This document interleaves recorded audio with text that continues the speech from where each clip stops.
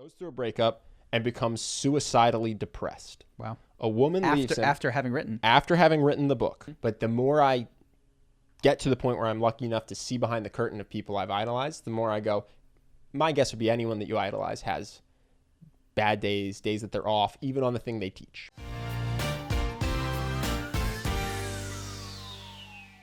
What's up? Bienvenido to Friday. Number what? 40? 38? 40. All right, so I'm going to tell you about a book that I read. Okay. You're going to hate it. Excellent. It's called The Surrender Experiment. Yep, and all your money really isn't yours. Oh, okay. You're just the steward of this money. Okay. And I want you to recognize. No, I actually really like this book. It's by the guy who wrote Untethered Soul, which became an Oprah Winfrey big one, a New York Times bestseller, and this is his life story. I'll give you the brief synopsis. He's, I guess he's probably born in the 40s-ish is my guess. Oh, wow. And then comes 60s and 70s hippie. He's like 20-some years old in college. Is not really interested in school, has an awakening experience. He like learns about meditation, one day sits down in the woods and leaves his body. And he goes like, that's what I want forever.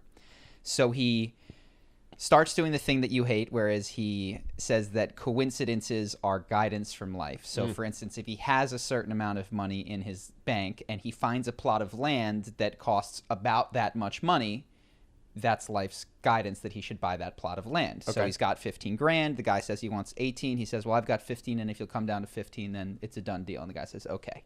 So he buys it. Guidance from life. I know you don't like any of this. No, listen. I don't mind. If he said he had $14,329 and he looked online and he found a listing for $14,329 and he went, this is fate, I'd be like, hard to argue. Yeah. You found something for 18 grand. You only had 15 grand. So you just negotiated down to 15 grand. So I'm going to tell as much of the story as I can. If that's fate, everything is. Like the fact that I ate a mango is fate. This is the question that I'm going to ask at the end. So he does this. He sits down. He gets his buddy. They've got a little bit, like basically no money left over. And his buddy's an architect fresh out of college. He's like, I can use a hammer. Can we build me a meditation hut?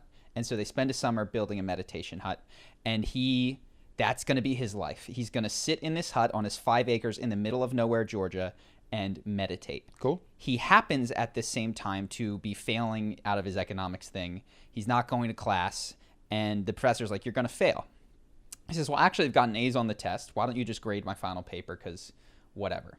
So again, according to him, he doesn't study at all for this final paper, sits down in a moment of inspiration at the end, writes this paper, submits it, thinks he's going to fail. Professor contacts him, says, this is amazing. Will you do your dissertation for me? And will you like TA work as this? So he gets pulled into, and one of the things that he started doing through his meditations is surrendering. Sorry, he wasn't studying, but he got A's on all of his tests in economics.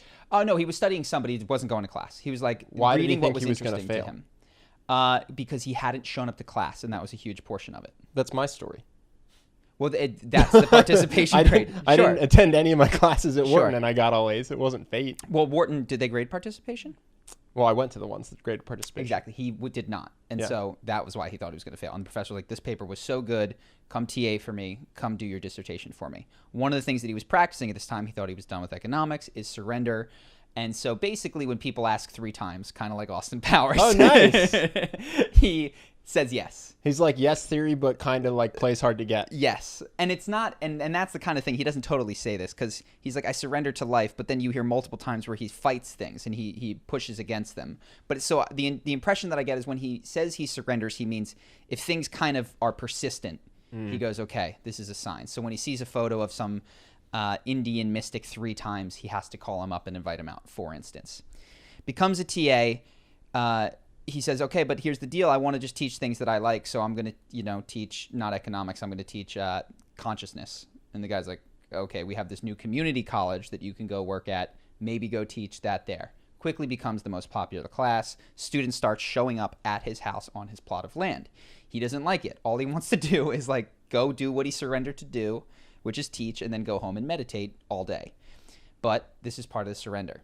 People start squatting on his land, building themselves houses. And they're like, will you help me build my house on your land that I didn't ask you if I could build? And he's like, yes. So he starts building houses on his own land for people that he doesn't want there. People start asking them, can we come meditate with you? he doesn't want them to. He's like, yes, we can. So it starts this tradition that has gone on for 40, 50 years of every Sunday there's this group meditation, which hasn't missed a Sunday apparently for 40 years. This starts happening. Houses are going up. He's building houses. One day, and there's all these people, and he constantly is like, this is going to pass. I feel like we're missing a detail. Why did anyone think it was okay to go build a house on his land? 60s, 70s. He's a consciousness guy. His class has room for X amount of people, but 2X show up all the time, sit in the hallways. He's one of the few guys at that time that is totally hitting the zeitgeist and has actually been meditating for a long time. Mm-hmm. And they want to do it. They want to participate. Just seems like a bold ask. I've literally like never encountered. It's got to be, yeah. It's hitchhiking Flower Child era. This is going on. So one day the sheriff is out there. He sees all these unzoned houses, and he comes up to me. He's like, "Oh man, I'm in trouble." He says, "Wow, I really enjoy the craftsmanship on this. Could you do the extension on my house?" And of course, he doesn't immediately say this. He says, I'm not a builder. Like, these people literally just asked me to help them. He's like, well, did you build it? He's like, yes, I technically built him. He says, well, could you do it? He says, okay. So he takes like him and a couple friends. He puts an extension onto the sheriff's house. The sheriff is incredibly impressed. And I think one lesson that does come from this is that this guy is, when he does say yes, he's in it. He's like, I hammered every nail like I was building my own dream home. And all the sheriff's friends see it and they're like, can you do our thing? Can you do our extension? So before he knows it, essentially, he's got a construction company. One of the students gets him this. He's like, hey, do you want a commercial license? And he's like, I guess. Hands him a commercial license. Within the next week, somebody contacts him and says, can you demolish and like rebuild our liquor store? So now he's in the commercial construction business. They're offering him insane amounts of money, which he's like, doesn't really want. But then anytime any land bordering his own comes up for sale, and if the prices at all match what he has in his bank account, he says yes, and he just buys the land. So now this guy's going from 5 acres to 10 acres to 20 acres to 80 acres of land. He, in the midst of all of this, he went from making no money, just living in a hut, signs over all of the land to a nonprofit spiritual organization. So now he's living on land that he doesn't own, essentially, at this point, isn't making any money, but has started this community of people that have, like, at this point, maybe, say, 80 acres of land. Mm-hmm. People are coming in, doing this. They all want to work with him. All he wants is essentially to be left alone. But he keeps surrendering, and he says good stuff keeps happening. Well, is it good stuff? Because so this is the thing. He's achieving success by someone else's metric. Yes. And failing success at his own metric. Well, this is one of the lessons is he's like, it was so enjoyable to do. Okay. I didn't want to be a construction guy, but I found it incredibly fulfilling and enjoyable, and I lost myself in it in a way that was So he spiritual. wasn't upset that he wasn't achieving his own goal of being alone. Correct. And of course, many years are passing, and I'm abbreviating, and he's skipping, you can tell, a lot of the things that he said no to, because at one point he's like, I was getting jobs left and right, and I had to say no. It's like, well, wait a second. You didn't have to say no. Yeah. You could have surrendered to the flow of life and signed up for work that you couldn't have done. And I really want to understand the distinction of, well, when did you say no and when did you say yes, and under what circumstances? Anyway, one day he sees one of the first computers and he's called to it. He's got to have it. Picks it up, takes it home, just starts programming. And he programs. How does he program without knowing how to program? He's just obsessed. He reads every manual that there is on it. And No, that's the answer. Yeah. Reads every man. He's totally obsessed. And he's like, oh, I know what my first project will be. I'll do the accounting system for this business that I've created. Word gets out that he's done that at the at the thing, that it's a really good system. The guy who sold him the computer said, can you do the accounting stuff for us? Yeah. He says, well, He's a talented guy. He's a world-class construction worker, and he's a world-class coder. He's all self-taught, which is incredible. Yeah. Says, sure, starts doing the accounting things. Oh my God, computerization accounting. Can you do this? Next thing you know, he gets this commercial thing. He doesn't want any of these gigs. He's happy to pass it on. He's got a pilot friend. I'm just going to give you some of the serendipity, and we'll fast forward to the end. Well, I haven't heard much serendipity so far. He sounds like a really entrepreneurial, talented guy. It's a lot of like the key hire that he wanted showed up at Sunday class, stuck around after, and was like, can I work for you? And he said yes. And then they had work out of state. He couldn't get to out of state work. And Did the guy know he was hiring? I don't know. I don't think so. I don't think he was advertising it. He was just like, I'm a one-man shop. He didn't think of it as a business at the time. That happened to us with our Spanish channel too. Yeah, totally. So this starts to happen. One of his friends is a pilot. And he's like, oh, dude, you said you were trying to get out of state to those other work. I'll just fly you there. So now he starts flying in his tiny little friend's plane to go things. He's making more money than ever. Long story short here, builds one of the biggest medical accounting insurance things. Several years later, sells it for $1.3 billion in a merger. Now, he doesn't own all of it at this point because it's gone public and that sort of stuff. And I just got to the year 2000 where the bottom drops out, right? This is an internet company who merged with WebMD. WebMD was valued at $100. It just hit $3. And he owns WebMD stock, or he's cashed out? I think he's got this amalgamated stock, probably some cashed out. And it's a really interesting story. It's the parts that I found particularly interesting were how he was making all this money. He was just like, here, take it. You have this land. Did not try to accumulate. Continued to do good work.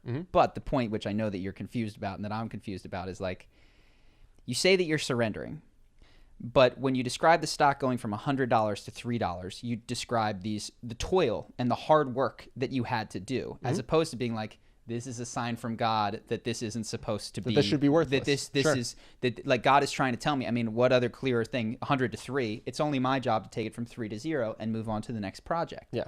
Now, I would love to ask him, like, why didn't you surrender there? Yeah. When, for instance, now you've got 150 acres and a construction waste site is about to be placed right next to your thing. Why did you go to City Hall several nights in a row to try to fight it? And you got them kicked out, and then serendipitously the land value plummeted because now construction waste can't be put there, and then you acquired it. It's like, it seems like there's a lot of why not surrender to the fact that there's going to be a garbage an amazing thing there. Construction waste that's going to open new possibilities in your life. So it's so interesting to me because it sounds like he's a very talented person, very entrepreneurial person. And you could put any number of narratives to it, right? His can be surrender and serendipity, but without changing any of his actions. You could talk about the importance of hard work. You could talk about the importance of doing what you're passionate about instead of trying to make money. You could talk about the importance of excellence and how the only reason his construction company was successful is because of excellence. So, yeah, this sounds like a very interesting person who lived a very cool life. And the takeaways could be anything. Sure. You know what I mean? Totally. I was so stoked on the surrender idea because I've heard it 100 times in these circles. And I was like, oh, here's what it looks like. I was like, but you're kind of picking and choosing your places to surrender. That's what I'm saying. There's a hindsight narrative. So I've noticed this in some books that I'm reading, which we can talk about after this. But there's this hindsight narrative where you take your life's events and you make it into a story, right? Stories have to have arcs and they have to have a theme or a thesis, right? This guy's could have been any number of things, and he chose to describe his life in terms of surrender. Okay, like if that's a useful story for him, that's awesome. I'm not convinced that was the key part of it. The key part of it might have been being insanely talented and hardworking. Sure. Well, I think there's a couple aspects of it which you can and argue. He built a great community, which I think is another very important thing. Yeah. And like Jason Gaynard's entire business is about the importance of community, and his thesis or his life story involves serendipity. He, through an event, had Tim Ferriss as the keynote speaker before he had an event, right? He could have talked about how fate gifted him that. But his is about hard work. His story is about hard work and networking. Yeah. This guy built an incredible community. We hired our ops manager, all our language people, because we built an online community of sorts, right? So our story could be about the importance of doing something that people love. Yeah. I'm not against his version about surrender. But it just sounds like you can describe why he was successful in a lot of ways. Sure. So I'm going to try to steelman it because I was trying to steelman his argument, even as I was like, this isn't lining up. I'd love to talk to the guy. He's about 70 these days. So first off, there's an argument for full surrender is like, okay, the construction site's going up. Okay, my company is under. Okay, I'm going to find a way to give into what life is pointing me at and be happy regardless. Yeah, to say yes, to learn to love the smell of garbage. Yes. That's what some people describe surrender as. Say yes to everything. Everything. Everything life gives you is a gift. Yes. Gift, yes. And that is, there's an argument like, look, you're not going to be likely materially successful, but you will have a rich inner life if you surrender in this If way. you can pull it off. If If you can actually start to enjoy the smell of garbage. Sure. So you might just be smiling through tears if because you can't fake it. Totally. You can't fake that. And I've seen people try to use self-talk while everything's burning around them. And they're like, this is so great. Yes. And so there's that's one way to steel man it. The other way, I think, is perhaps to use intuition as opposed to surrender. Because it seems he does describe two modes of thinking. There's the word thinking, where you logically, in a straight line, piece ideas together. Mm-hmm. And then there's what you could call right brain thinking, which is, let's forget my assumed goal and just try to look at things with fewer presuppositions and see what weird connections I can make, given that things are the way that they are. And also do what you like. Steve Jobs would say the same thing. Steve Jobs pursued calligraphy because he was interested in it, and he attributes Apple's success largely to that. So, yeah, this guy thought computers were interesting. He went after it with no short-term monetary gain in sight. Cool. That's a great lesson. Yes. To do what's interesting to you. Yes. And that just doesn't have to, that's not necessarily the same thing as a synchronicity. I agree. And so what I take from it that I'm going to try to apply, because which if people who have never heard that term, it's often used to mean that the universe coincidental has things given that are you purposeful. Coincidences are in fact destiny. Yes. I think is a accurate way to describe how I've heard synchronicity used. Mm-hmm. Totally.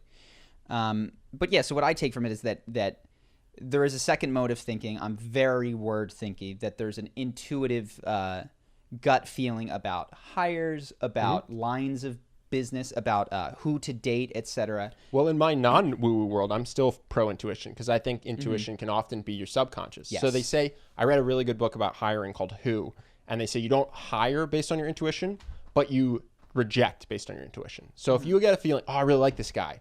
Okay, he's still got to go through, he's still got to take the technical tests. Yeah. He can't just get hired. But if you have somebody and they do well on the technical things, but you get a weird sense from them, they say, reject it. Yeah. Go with your gut. Don't take anyone unless they get the on paper look good, technical look good, and gut feels good, which I think I can get on board with that. And it seems like what they're saying is that your gut is going to be a better determinant of what is not right for you. If you sniff something's off, but you can't put words to it, trust yourself that you're picking up on things that are there. Yeah. Versus, I just really like this guy. I'm getting, or a woman. I'm getting the sense that we should hire this person. Make them take the technical tests. Make them do some projects, whatever the interview process is. Yeah. And I can get behind that. Yeah. So that I thought that was interesting. And I do think that particularly at crossroads in people's lives, this is where I think intuition becomes most useful. Like when you're on a defined task, oftentimes word thinking and getting through from like, this is my definite goal. I've agreed it's my definite goal. I'm just going to take a fairly straight line there. But if you're between things, stepping back, because I think the point that he effectively makes is that we don't know the things that make us happy, yet we are very committed to getting the specific thing that we've decided on. And by going, you know what? I thought that meditation was the answer, but these people are here. Maybe I could explore this a little bit. Yeah. It opens up new possibilities. Now I have to contrast that with great advice from essentialism, which is focus. Yeah. And say no all the time. So weirdly enough, if you're a fan of, say, Yes Theory or the Jim Carrey movie Yes Man or this book, there's this idea which is say yes to life. Well, can I cut in here? Yeah. It sounds like when he is, and I didn't read the book, when he is a construction worker, he's very focused on making an excellent house. And I assume he's only doing that one house at first, right? Well, not the case. So the first house he gets? Yes. But I just will tell you a quick story. There's one time where this woman calls him up. I says, I need you right now. He goes, I've got guys on other jobs. She says, no, right now. He says, I really can't. She says, right now. He says, do you want me to pull my people off of all of their other things, even though it's going to be really expensive? She says, yes. He goes, okay. So there is this sense of like 3 knocks. Interesting. Which is, I want to ask him to be on by sending him 3 emails. Yeah, we should. We should. Send him a letter, a poster, and an email and be like, we've synchronicity. Just get a Facebook ad to him. Exactly. Target him as an N of 1. But go ahead. So you were saying within a project, he seems to be particularly focused. Yeah, I assume when he was coding and teaching himself to code through manuals, he wasn't spending 2 hours a day doing construction, 1 hour a day meditating, 1 hour a day teaching, and 30 minutes a day learning to code. I assume that he was spending a significant amount of time learn to code. I don't think you can learn how to code in a half hour a day. No, it was definitely several hours a day. He sounds like he wound up being stretched thin at various points of his life and career. But yeah, so I don't know the answer, but you're kind of bringing up how do we reconcile great advice, which is to say no to things that take you off your path, and great advice, which is to be open to serendipity and to accept that you don't know what is best for you at all moments. Sure. I don't know how to bring those together. And I also want to say, even if people are listening to this and they go, surrender is an important part of his story. Yeah, which I think it is. I'm fine with that. You should recognize the other parts that are important to his story. And you often talk about this, but there's a bit of survivor bias here, because certainly there are other people who surrender to everything and life does not give them $1 billion, right? And it reminds me of, there's a famous author who talks about how he wrote affirmations for what he wanted to happen, and every single thing he wrote came true. And so he's a firm believer in affirmations. Yeah. And all I have to say is that I can find someone who wrote affirmations and not every single thing came true. So it's great for this famous author that it did. Kudos. But there are counterexamples is all I would say, right? So for him to preach that that's the key to success, I would argue, do affirmations. I'm pro affirmation. Also become excellent at your craft and do other things to help yourself. Don't just rely on fate to carry you to success. You know what I'm saying? Mm-hmm. I do. Because there are people who have tried that same thing and it didn't work because they didn't have the other things, the community, the talent, the hard work, whatever it might be. So yeah, that's my only.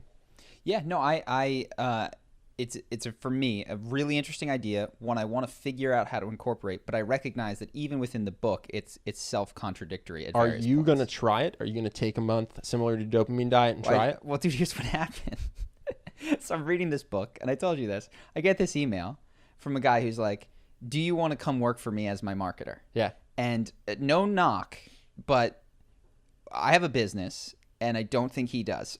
Right. Like he's starting, and he's got a good following for a guy who's doing his thing. And I wish him genuinely the best. Yeah. Do I say bold ask for you to shut down your company to go work for him though? Yes, very bold ask. Bold ask. Hey, this thing you built over 7 years, shut it down. Just give it to Ben. Come be my employee. And we'll do something else that maybe you're not passionate about. Do I say yes to this according to this book? Do I go, because this is the other thing. He didn't have the email. I have email. And I get asked to do, no joke, hundreds, if not thousands of, if you include comments, thousands of things every single Maybe limit day. it to just in person and just things your business partner asks you So to if do. somebody can find my address and just me. tap me. I just want to be able to milk this surrender thing until you get over it. Until you get over it. Until I can ruin it for you. I won't ruin it. I'll use it sparingly. I just want to know if this is on the table now. So yeah, so I don't know what to make of it. But one thing that I did find inspirational about it was, and I think this is kind of contrasted, people in the entrepreneurial world and in life in general are always talking about work and about the money they need to have to never work again. Mm-hmm.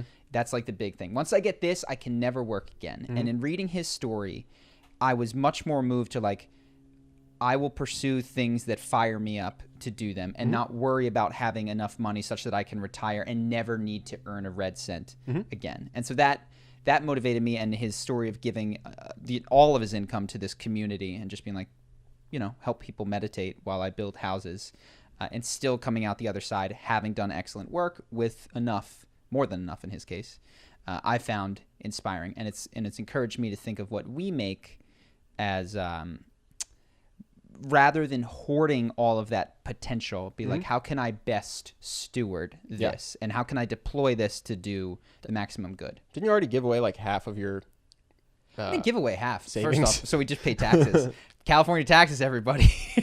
They got us so good. Yeah, they did. They did get us real good. No, I didn't give away half. I thought you gave away more than you have in your savings account after taxes. No, in my savings account? Yeah, post taxes. No, I did not give away more than I have. I gave away a good chunk of money in the last year. But thinking even beyond that amount, like, what's the best way to deploy this? Because I've been thinking, if I don't have anything that is directly on this exact line of where I see the business going, I'm not going to do it. As opposed to being a little bit more open to possibility. Yeah. Of like, let's try this skunk work project. Oh, it didn't work. Let's try this. Oh, what do you know? Like, this one blew up. And this week you mentioned it. we have Lucho in town. Yeah. Lucho's our Spanish language guy. He emailed me 3 years ago and was like, hey, can I start a Spanish language channel? And I'm glad that I was like, sure, because now he has 700,000 subscribers. He's doing excellently for himself. He earns us money as well. And it's just like one of those things. It's nice to have those spin-offs by creating opportunities for those things to happen. You know, that's what I was thinking. Cool. Sounds like a good book. It is a good book. What's it called? The Surrender Experiment by Michael Singer. Nice. And I didn't even get to the part where he becomes Oprah's friend. Good. You keep going. Let it rip. No, I didn't get there. I didn't get there. Oh, you just haven't read it all. I'm 80% of the way through. Nice. And then he's Tony Robbins' friend. So if we just build construction and then Nice. start a computer company. If anyone wants to come build a house inside Charlie's apartment, he's free. Game. I'm not, but he is. Okay, do you want to hop on to one, or I can give you some more stuff that I've been working on this week? Sure. I mean, this is actually something I was going to talk about next week, but I'll bring it up now. So speaking of books and narratives, so I read Love Yourself Like Your Life Depends on It again, because he sent me a early edition of his new version of the book that's coming out. It's got 3 parts. Part 1 is the same as the original. Part 2 is a step-by-step action guide. Part 3 talks about his most recent breakup. What is his name, by the way, again? Kamal Ravikant. Okay.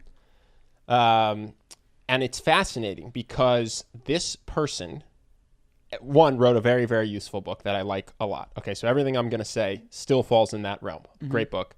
I like it a lot. He's the self-love guru, right? The expert of self-love. And in his part 3, he shares this transparently. He goes through a breakup and becomes suicidally depressed. Wow. A woman leaves him. After having written the book. A woman that he thinks he's going to be with forever. He's not talked about proposing, but just in his head, he thought they had true love, whatever that means to him, leaves him. And he's in bed, incredibly depressed, fantasizing about going to his friend's house who he knows has a handgun, putting it in his mouth and pulling the trigger. Wow. And he's trying to figure out if he would do it with his eyes open or closed. It's very detailed, right? And Aubrey Marcus has been a relationship expert, talked on podcasts and expounded his wisdom on relationships, recently went through a breakup that was really hard on him, right? And so the takeaway for me is all these people can have things for you to learn from. Mm-hmm. But I think it's important for all of us not to idolize them and not to think that we are inferior because we struggle. Mm-hmm. To think, oh my God, I just wish I were like Kamal and I could do self-love like him. Or, oh man, I wish I had Aubrey's relationship. Or my charisma. Exactly. Yeah. No, we're in this. And so, yeah, I just thought it was really fascinating. It's something I wanted to bring up and say, like, when you struggle with something, you are not inferior even to the people you're trying to learn from, because they've all come. And Neil Strauss, the best pickup artist in the world, has anxiety when talking to women, right? And the self-love guy wanted to commit suicide. And the relationship guy, turns out that in his relationship, he was often unhappy, and then their relationship ended. And this is not a knock on any of them either. This is not to indict these people. But as I was reading it, I just realized that books are narratives. They're stories. They are told with a beginning, middle, and end. They have to be told that way to be a story, to have a satisfying conclusion, right? And there is no end, is the real. Exactly. There is no end. You're not done with relationships. You're not done loving yourself. You're not done with and then all that is same with charisma with us. You catch me at a certain moment, I'm making a bad impression on someone. Yeah. You know, I do not make 100% great impressions. I do not date 100% of the people that I'm attracted to. Everybody is human, and so I think it's important to learn from people, but don't idolize them, and especially don't feel bad about yourself when you feel like you're not at the point that they are in the book that they wrote. So I don't know the answer. Does that make sense? Yeah, I don't know the answer to this, but this is what pops up in my head.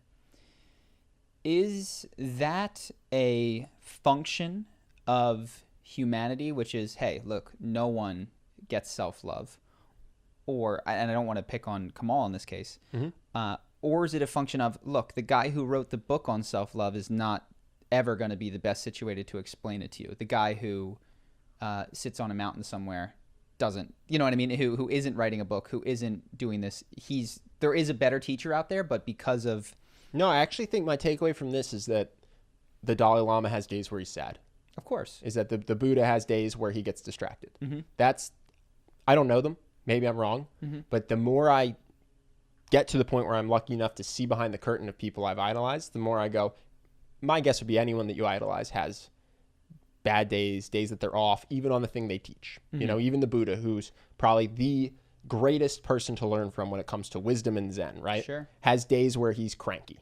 Yeah. That's what I've come to believe. Well, the best practitioner of any given thing and the best teacher could also be very different people. Like the best teacher in many cases is going to be someone who struggled with something, had to consciously learn, and so therefore they can lay out the steps. It's kind of like us with teaching confidence and charisma versus the most confident person on the planet is more confident than I am, but they can't teach anyone. Right, and this takeaway is specifically for people trying to learn. I think a lot of the people that listen to us, they have areas they want to improve, and they're actually proactive enough, and they go after it, you know? Yeah. Which I think is unique. I think not every person is like that. So this is a message specifically for those people. So they're, sure, the naturally confident person isn't even trying to become more confident. So this doesn't even apply to him. Sure. He's not reading books on confidence. Sure. But yeah, that was just something I thought was really interesting. So the second takeaway I have, unless you have more on that, dude, breakups mess people up. Yeah. Oh my God. This guy is thinking about killing himself. He's a successful author. He's got a network of friends that he really enjoys. He's really close to his brother. He has loved ones throughout his own story. Friends connect with him and give him love and give him advice. And he's thinking about killing himself because of a girl.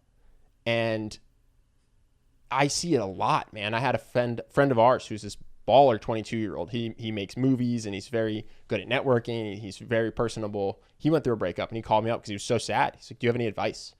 And yeah, breakups mess people up, man. It's just so interesting to me. This specific area of life seems like it's really hard for people. Well, we've talked about it before. I think it's primarily hard because of the cultural narrative that we place on relationships, which is essentially that you're complete now. You've found your other half. 70, you know what I mean? Like you're going to be together forever and we're going to sing this song and what we have is totally special and unique and never ending. And the way that you feel today, you're probably going to feel that way in 10, 20, 30, 40 years because that's what love is. And I think that it's the stark difference between expectation and reality is what causes the pain. It's clearly not sitting in a bed that is so difficult, you know, oh, there's no one in this bed like most of the other nights of my life. That's totally fine.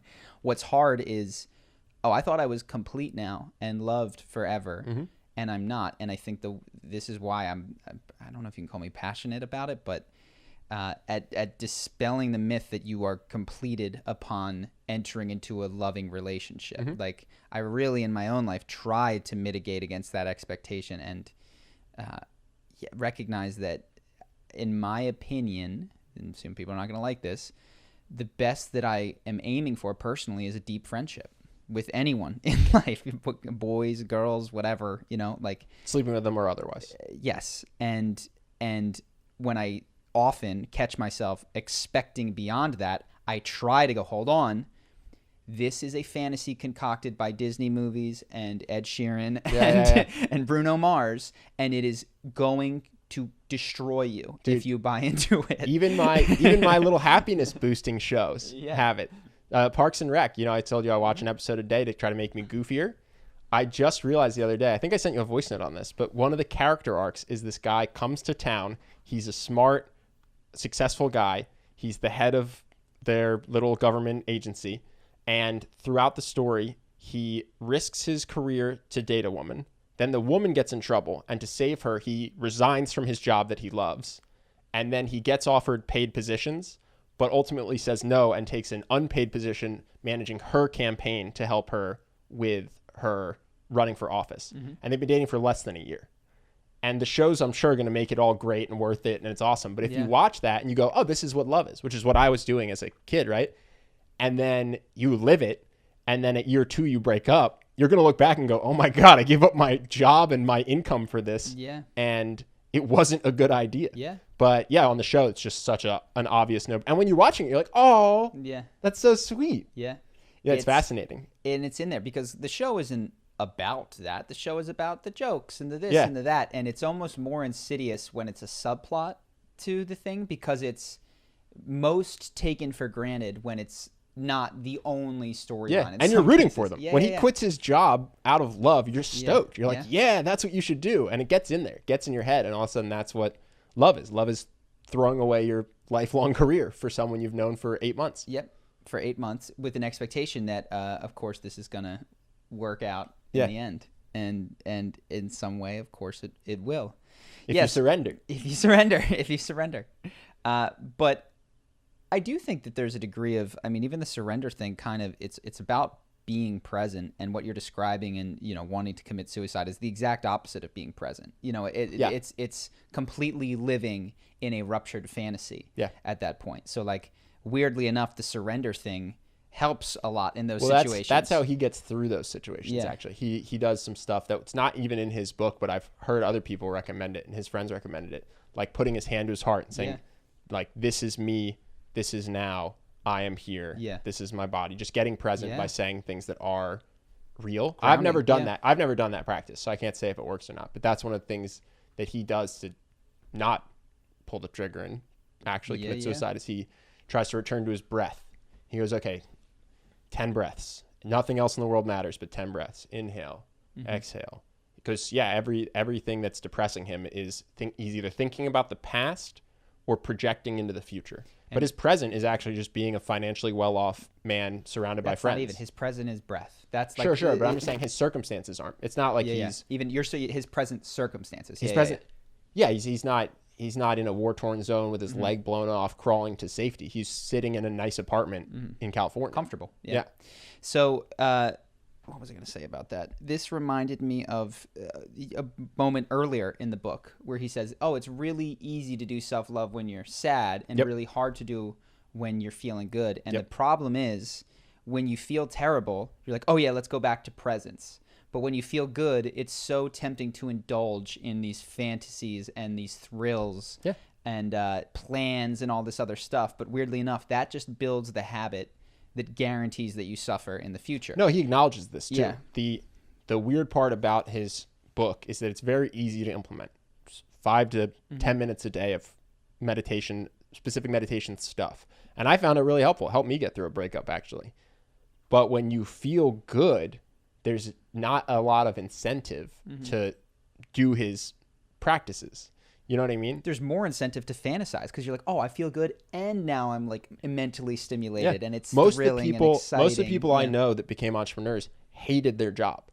I don't know a lot of people that were like, oh, this is great. I actually know a lot of people. I know a lot of people. We know the guy who were like, this is a 7 out of 10. I think being an entrepreneur would be a 10 out of 10. I want to be an entrepreneur, but I'll do it later. Yeah. And you remember? I mean, dude, I can think of 2 friends that this is like. Say his first name. Brian was a friend of ours. He was working at Google. He's like, it's really good, but I'm just not feeling it. I love what you guys do. I love what you have. And so many of our other friends would say that same thing. And then when they had this awful job, like my brother who was picking up cups, bartending, just completely being destroyed from the hours of like 9 p.m. to 7 a.m. in Las Vegas, he became an entrepreneur. That's what I'm saying. Yeah. Oftentimes, weirdly enough, unhappiness is a good fuel. Yeah. And so when you're really down, when you have gone through a breakup, like this, again, the guy that called me, the 22-year-old baller kid, I recommended Love Yourself Like Your Life Depends on It. He started reading it immediately. Immediately. So many people I recommend that book to, and they go, okay. But he was in pain. So he started it, he's doing the practice, and he's feeling better. But the question is, when he does feel good, will he continue it? And the answer is no. No one does. The author doesn't. We don't. Yeah. I don't really know how to convince the brain that it's worth doing, but nobody seems to keep it up until they're sad again. Yeah, I don't have a good solution. And I think the book that I read 2 ago, which was A Master Secret Whispers, for those of you, we do need to get a book list. People have asked. It's, you know, how do I break the cycle? It says when you shun excitement just as much as you shun pain. You know, like that's when you will break it. But as long as you're like, no, I want the upside, but not the down. It's like, okay, like that's not going to happen. As soon as you get to the point where, you know, you could make $1 trillion and you're like, I would rather go meditate, then you might have it. Anything else on that? Now I'll take the trillion. I got other stuff though. You want to bring something up? So this is just, do you know you don't? There's a Twitch streamer. Her name is Sweet Anita. Definitely don't. She has Tourette's. Oh, you've shown me this person, actually. Yes, I've shown you this person. And she's got all different kinds of tics. She's recently, I don't know how long she's had it because I've watched some of her stuff. She just throws the bird. She'll just be talking. And I mean, it is funny because you can't tell at first if she's saying it on purpose. So she's like, oh, why did you say that? Like, and she throws it and it adds a completely different layer. That's neither here nor there to the story. Yeah. She's got a ton of different tics, and it's very obvious that she has Tourette's. And she also has a type of Tourette's whose name I cannot recall right now, which is the swearing and all that kind of stuff, the inappropriate gestures. And recently on a stream, she's talking about her necklace, and she's like, da, da, da, da, da, and just screams the N-bomb. Oh, wow. Yes, just drops the N-bomb hard. Live stream? Yes. And I don't think, to the credit of the majority, the calls for her takedown were actually not widespread. And when I was looking at the people who covered it, it was not Washington Post, New York Times, but it was interesting that it brings up the discussion whether or not there are people on the other side of what makes words bad words. And I think she's completely defensible, because it's like, this carries, as far as we can tell, zero intent, is as undirected as any of the other tics that she has. Like, to me, a word is not the sum of the syllables that added up. It is the intent and the force behind it. But to others, that's not the case. Yeah, certainly there are some people that do not feel that way. They just feel like a word itself equals a crime. Yeah, and she says, she's like, people have suggested that I run on a delay or do this, and I just have to say, like, one, I have Tourette's all the time, but two, now my mental illness is such that I have to hide, not such that other people can't recognize and understand that this is a mental illness and is not from a place of hate. There are people like me who truly, I'm one of them, can't go outside. Like, we have to be very, very concerned with where we go in public, because there's not widespread awareness of this. And if I were to say something horribly inappropriate, I'm trying to spread awareness. She can't leave her house?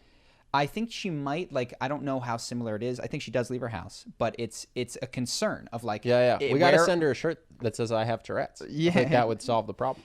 She might have a card or whatever, who knows? But again, she doesn't necessarily, she would and I understand, though it's hard, she's got a kind of a fringe experience disease. Yeah. And she would like more understanding, and she's trying to just be herself in her little corner. Oh yeah, of what I'm saying is I actually think people would be understanding if they if they knew it was Tourette's. If I had a shirt that had just said I have Tourette's in giant letters, right? Yeah. I feel like if I sat in a coffee shop and my symptoms popped up, sure, I don't think people would come at me aggressively. I think they'd you be just might not want to wear that shirt every day. Well, I understand. Yeah, I have to wear contacts every day or glasses. So we don't have good genetics.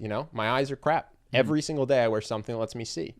If I listen, I'm not saying she has to do this, but if she's uncomfortable going outside, maybe wearing that shirt every day would help. Yeah, I don't know. I don't know about her experience. But the other thing is, the one thing that she said is, I had no choice. And it instantly made me think of PewDiePie, who who was on a live stream, gets shot, screams the N-bomb. And I go, okay, how much choice was involved in that decision? Well, you're a determinist. You don't think anyone has choice. Let's pretend that I'm not a determinist. Let's pretend that I believe in free will and that there are choices and there are neurological reactions. And let's just say, for the sake of argument, that all of hers are these neurological reactions of which free will plays no part. How much choice went into PewDiePie's expletive?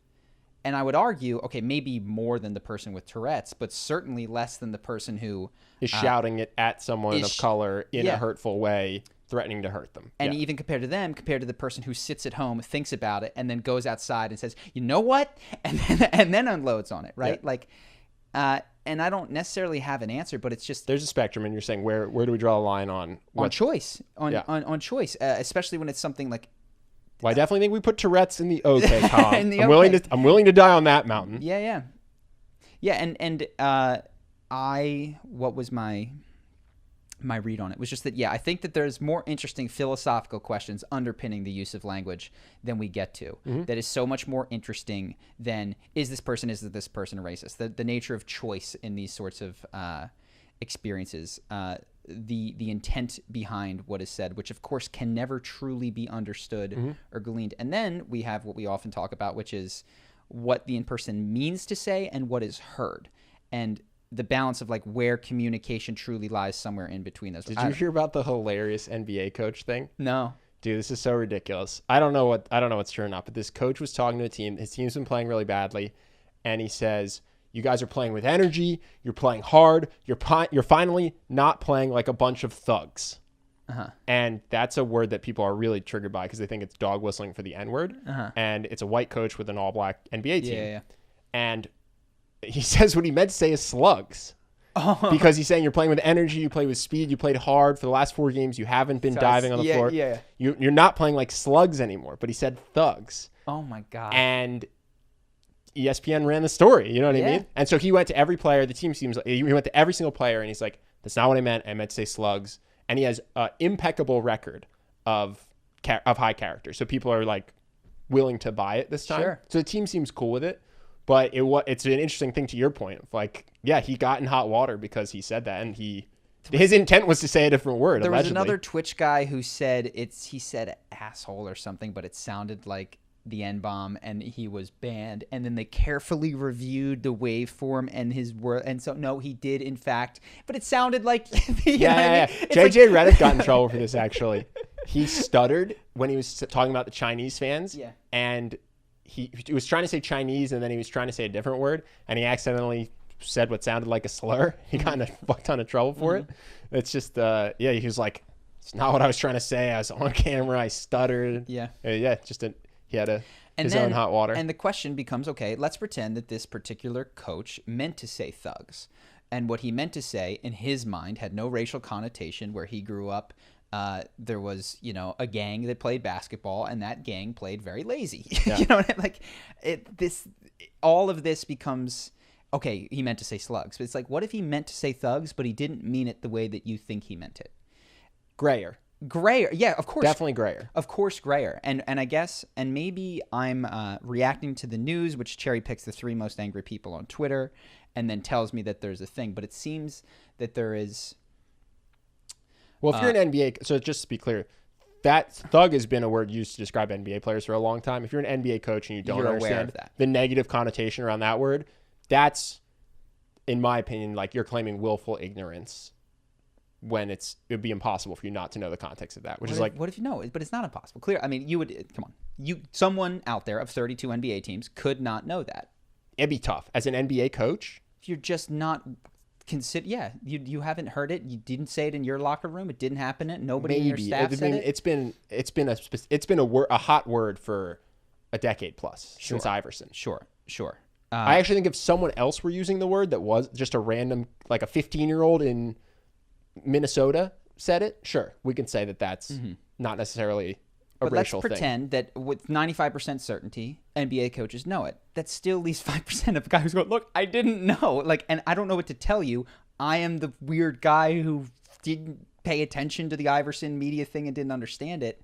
I guess what I'm advocating for is, this is so lame, context and an attempt to understand intent behind these things, and to the best of your ability to see, okay, what was this person trying to communicate? The hard part is you want to, in an ideal world, you'd want to know intent. The thing you also have to recognize is that people can hide behind intent, right? People can purposefully say inflammatory, hateful, hurtful things, and then go, it wasn't my intent. So you don't want to use it as an infinite shield for everyone. Who, you know what I mean? Like, yes, ideally we'd be mind readers, and we would just know who was hateful and who wasn't. So, yeah, I agree context and intent matter, but also I get why people say you can't just say whatever you want and then claim that your intent wasn't to be hurtful. Well, it's also, I mean, we don't need to go too deep on this, but for whatever reason, it made me think of South Park. And, they have the Wheel of Fortune thing where it's like someone who bothers you. And he drops the N-bomb, and the answer is naggers.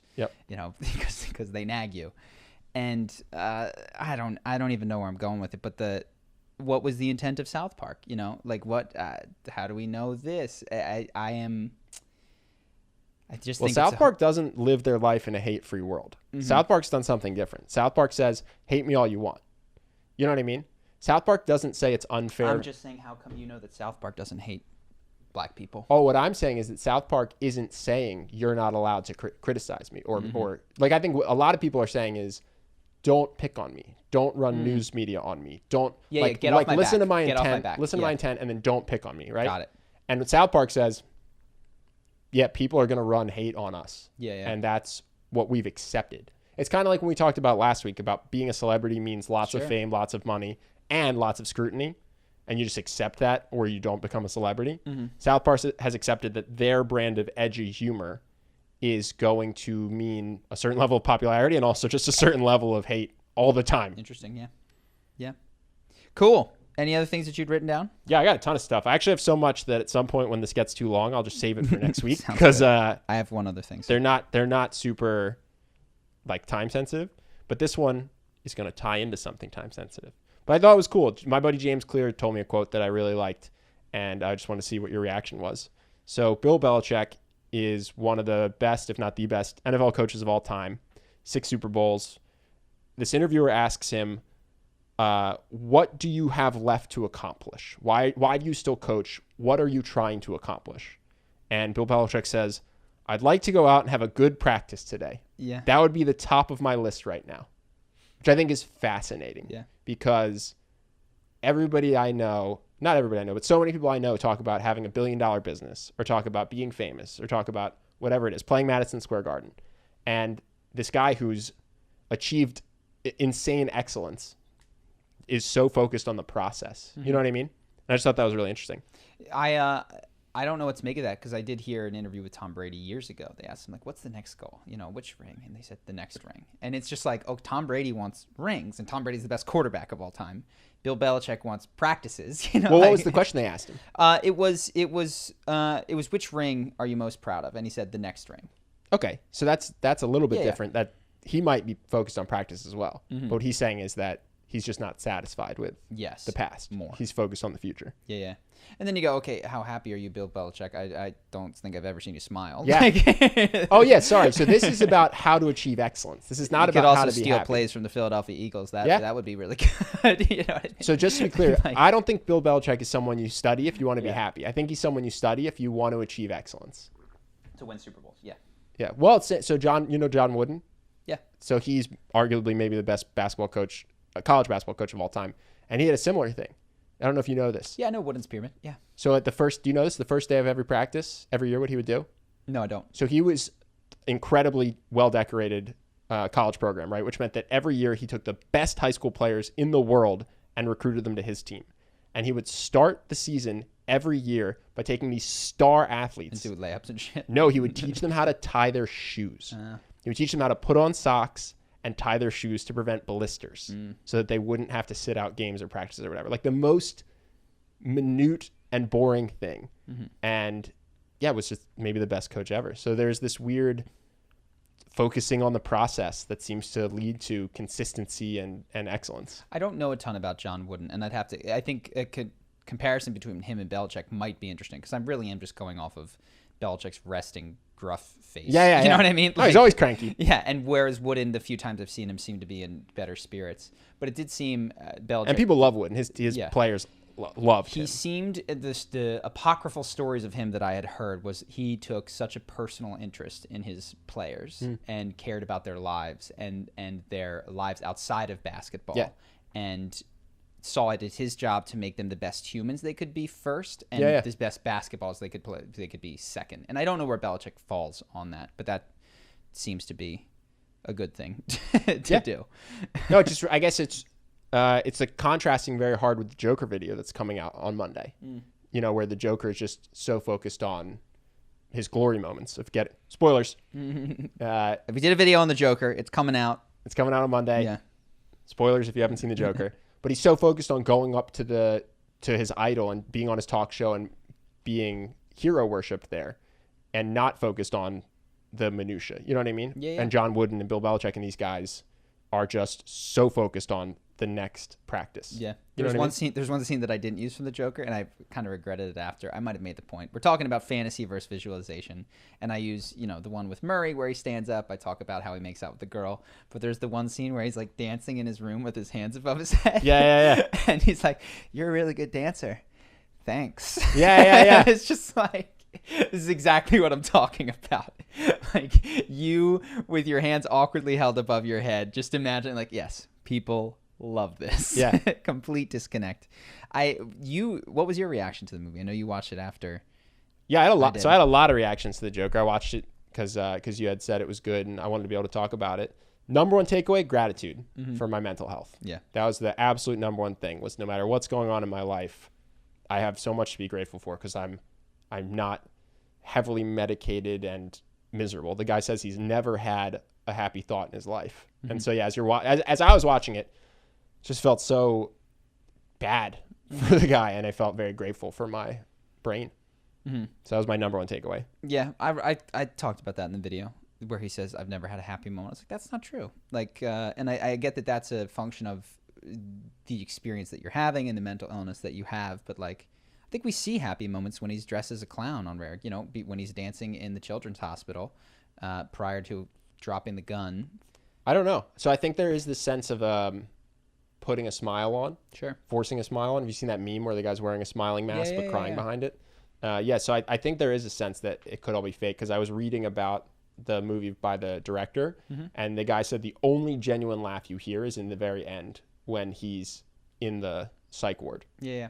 Every other laugh in the movie is either his Tourette's or he's faking it to try to fit in, even when he's laughing at Murray. Yeah. So who knows? I know someone who's apparently very, very depressed, like suicidally depressed, and it's impossible to tell when you hang out with them.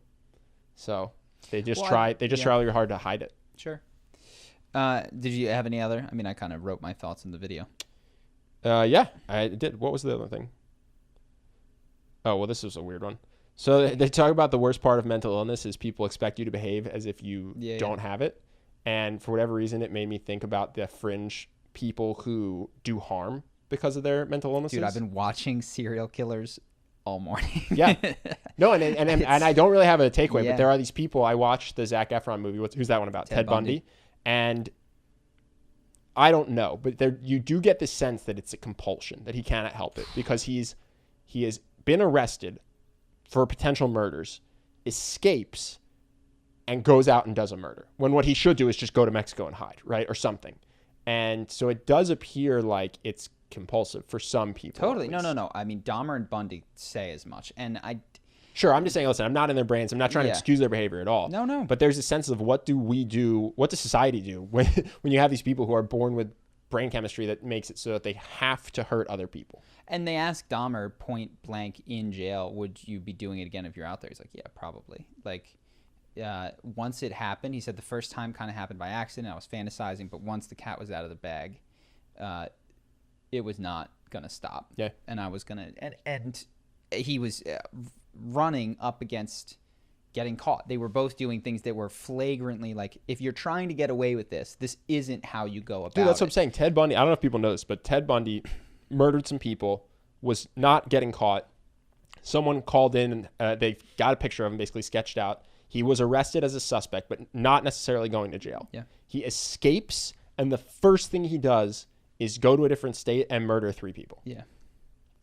That is not what you would do if you were a cold, calculated murderer. You would wait a little bit, you know? Yeah, it's a crazy story when you watch it. Well, I was looking at these guys for a video, and I haven't figured out where it might fit or not, but it's, how to spot a psychopath. And a couple of things. One, it's really hard. Like Ted Bundy, when you watch him speak, they talk about it, he's genuinely articulate. He's a convincing liar. I watched some of them on the stand. At no point was I like, oh, this guy. And I think a lot of people probably felt the same way. He killed 30 people, like there had to be a ton of evidence against him. I was like, how do you spot this? Yes, in retrospect, it's like they have no empathy for the things they've done, but you have to know what they've done at that point. They are incredibly calm. They're incredibly risky. That's the other thing. You talked about this. He just goes in the pro-con calculation that anyone else would run. Dude, he escapes arrest twice. Yeah. He does not think to himself, okay, there's a chance I get off without getting into trouble, and if I try to escape from prison, I'm definitely going to get in trouble. Or like I have a 5-year sentence, but this will be a life sentence. He just goes, oh, I see an opportunity to escape. I'm out of here. And just takes it twice. Yeah. It's crazy. So I was looking at these other guys. I mentioned to you the Charles Manson thing. Very interesting, because Charles Manson, I would say, of all the people, is the most synonymous with murderer in That's America. what happens when you put a swastika tattoo on Yeah, your yeah. head. So I mean, You get very actually, memorable. I want to ask because I've kind of spoiled it. Justin, for you, when you think serial killer or mass murderer or anybody, who's the number one person that comes to your mind? American. Let's go American.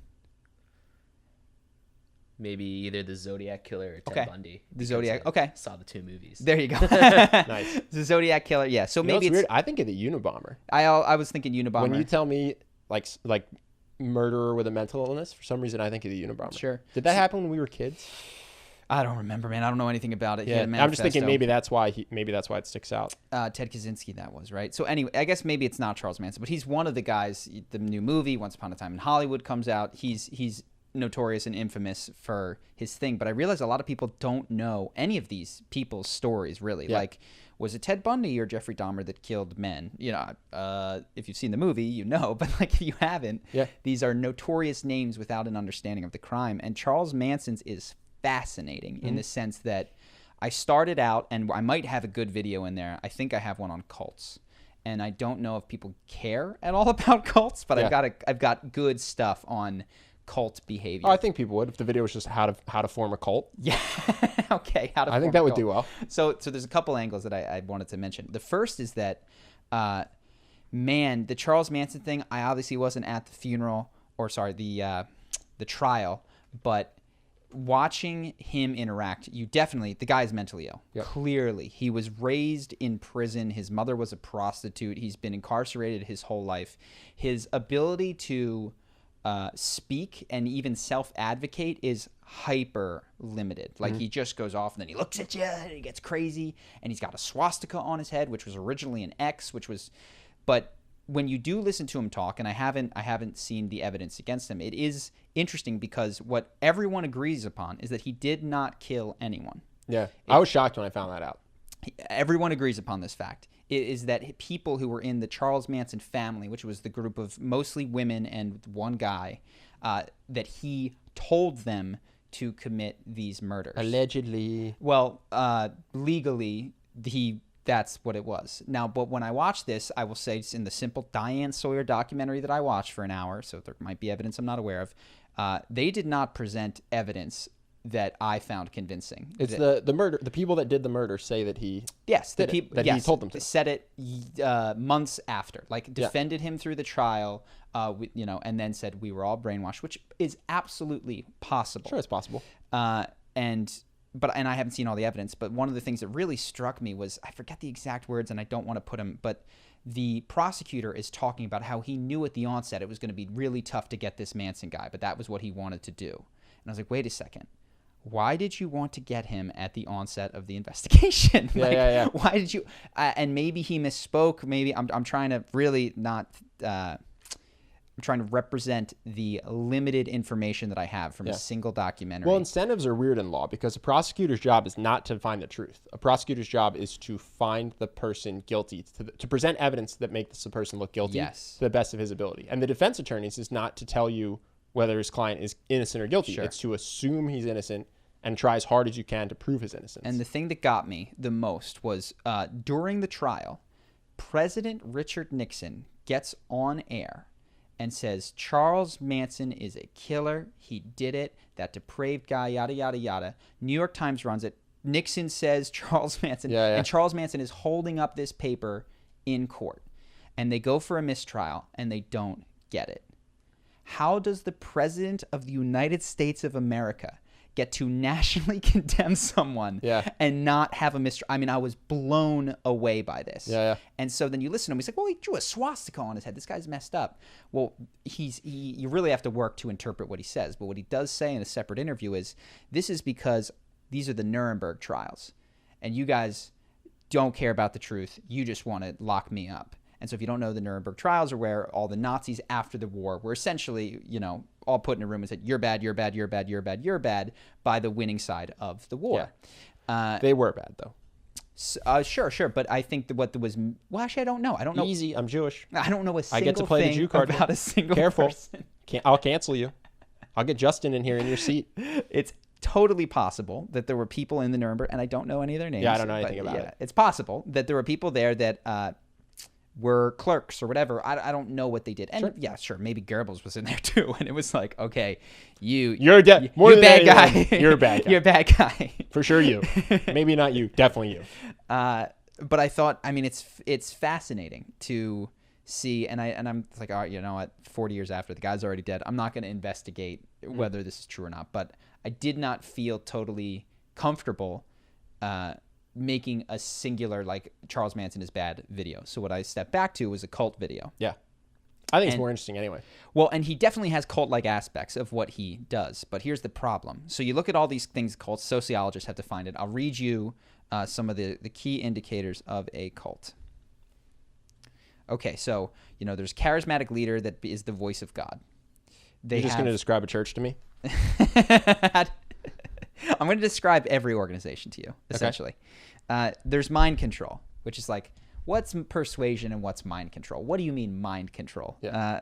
And then there's some sort of exploitation, sexual, financial, otherwise. Now, again, the voice of God, this is not to pick on anybody because I'm going to do this for a lot of organizations. I don't know how the Pope could be anything less than the voice of God on earth. Yeah. Mind control. I mean, that's just persuasion of any kind. Well, the Pope, I think, gets to say what is and isn't allowed by God, right? Doesn't he get to call audibles and say homosexuality is now... popes have. But persuasive ability. Come on, everyone has mind control to a degree. That's kind of a lame point in there, I think.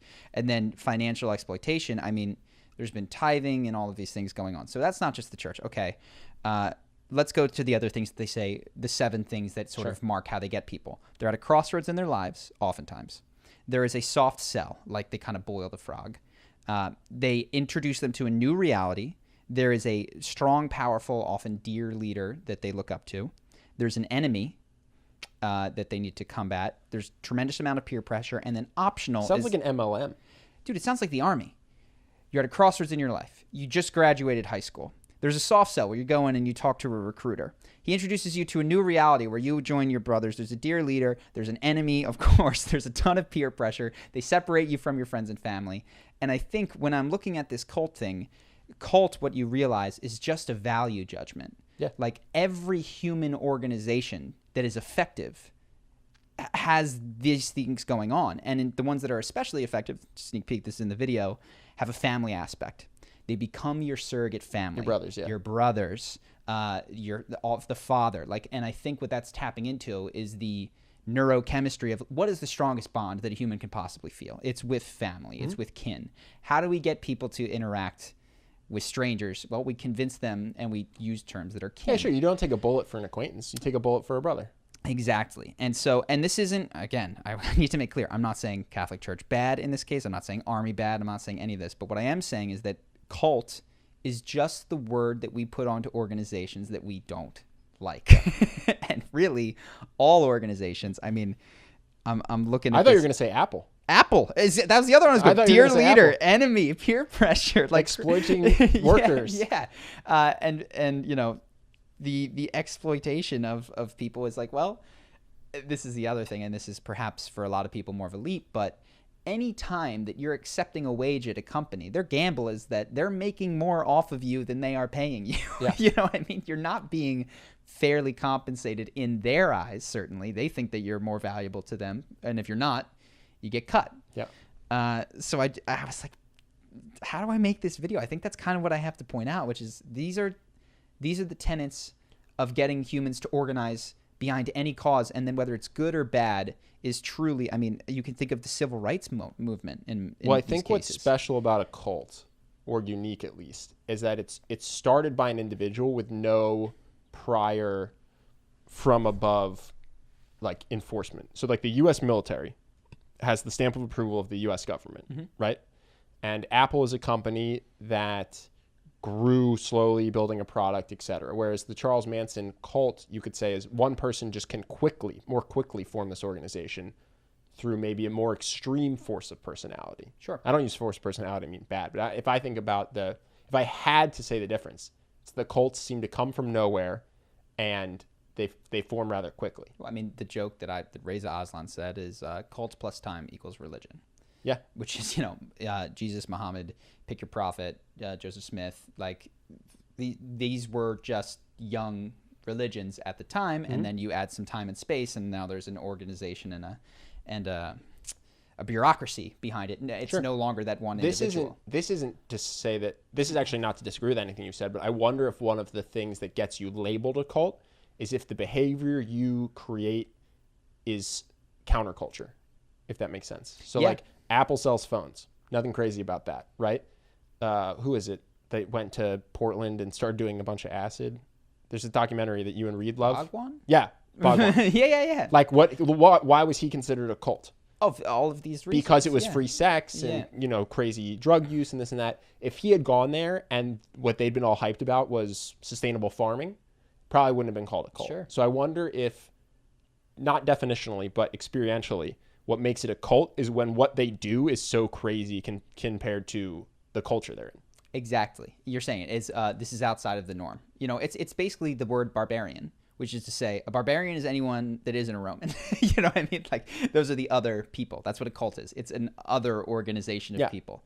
It made me think, and I don't mean to put value judgments on any of these things today, of Choice Center, which is a personal development program that I went to. I got a lot out of. I don't necessarily recommend it because they have this, the soft sell becomes the hard sell, and, I can't get into that, but they do soft sell you in there. They introduce you to a new reality. They keep you in this high pressure situation. There's a guy at the front of the room that is the instructor and the dear leader. Like, the enemy is more of a, and I don't know, the enemy is, the other people that don't kind of do this stuff and don't get it. But the peer pressure is so heavy. Yeah. I haven't told the story on the air, but there's one moment where they're trying to get you to go from level 2 to level 3. Of the group, and you actually pay for all 3 of them, so it's not additional financial commitment in this case, it's additional time commitment. Well, and level 3 is all about selling your family and friends into Choice Center. No, so there's level 3 is all about enrollment into a vision of your friends and family joining Choice Center. Got it. Got it. So there is a financial incentive for them to get you completely from level 2 to level 3. Yes, totally. But it's called enrollment. You're their free sales force. Sales, Ben. Sorry. You're their free enrollment force. I have to write that down. There's also a lingo that defines a cult. You know what I mean? You make your own little language.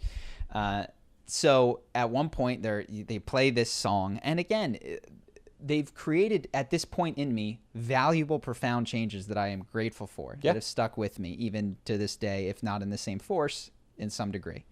So they're sitting there and they're playing this song that'll bring tears to your eyes because it's been conditioned repeatedly to be associated with the eyes of the thing. And you're like there with these people who 3 days ago you didn't know, but now they're your family. Everybody's saying family.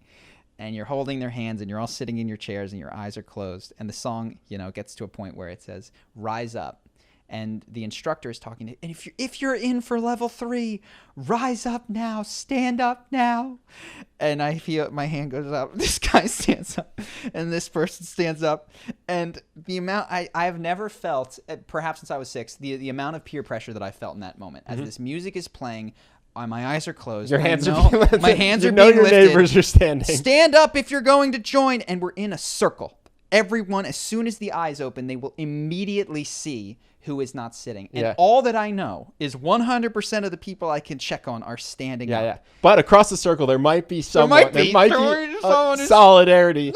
And I'm sitting here going, don't do it. And oh my God, I have to stand up. I need to. And I don't know what kept me doing it. Just this like. Well, you're I think a special case. You feel very strongly that once you say you will do something, that you have to do it. Yes. And I think there were probably people who felt they could, not even felt it, not pre-planned, caught up in the moment. There were people who planned. I talked to them after, like, dude, I'm not coming, but I just had to because it was because of the pressure. Sure. Yeah. So they stand up, and then that to them is not a commitment. Yes. And because you've read 6 Pillars of Self-Esteem. Oh, it is. You feel very strongly that if you stand up and say, I'm going to level 3, now you have to attend level 3. To be clear, that's the soft sell. Afterwards, they give you a paper where you sign your name on it and you say you're coming back for level 3. Yeah.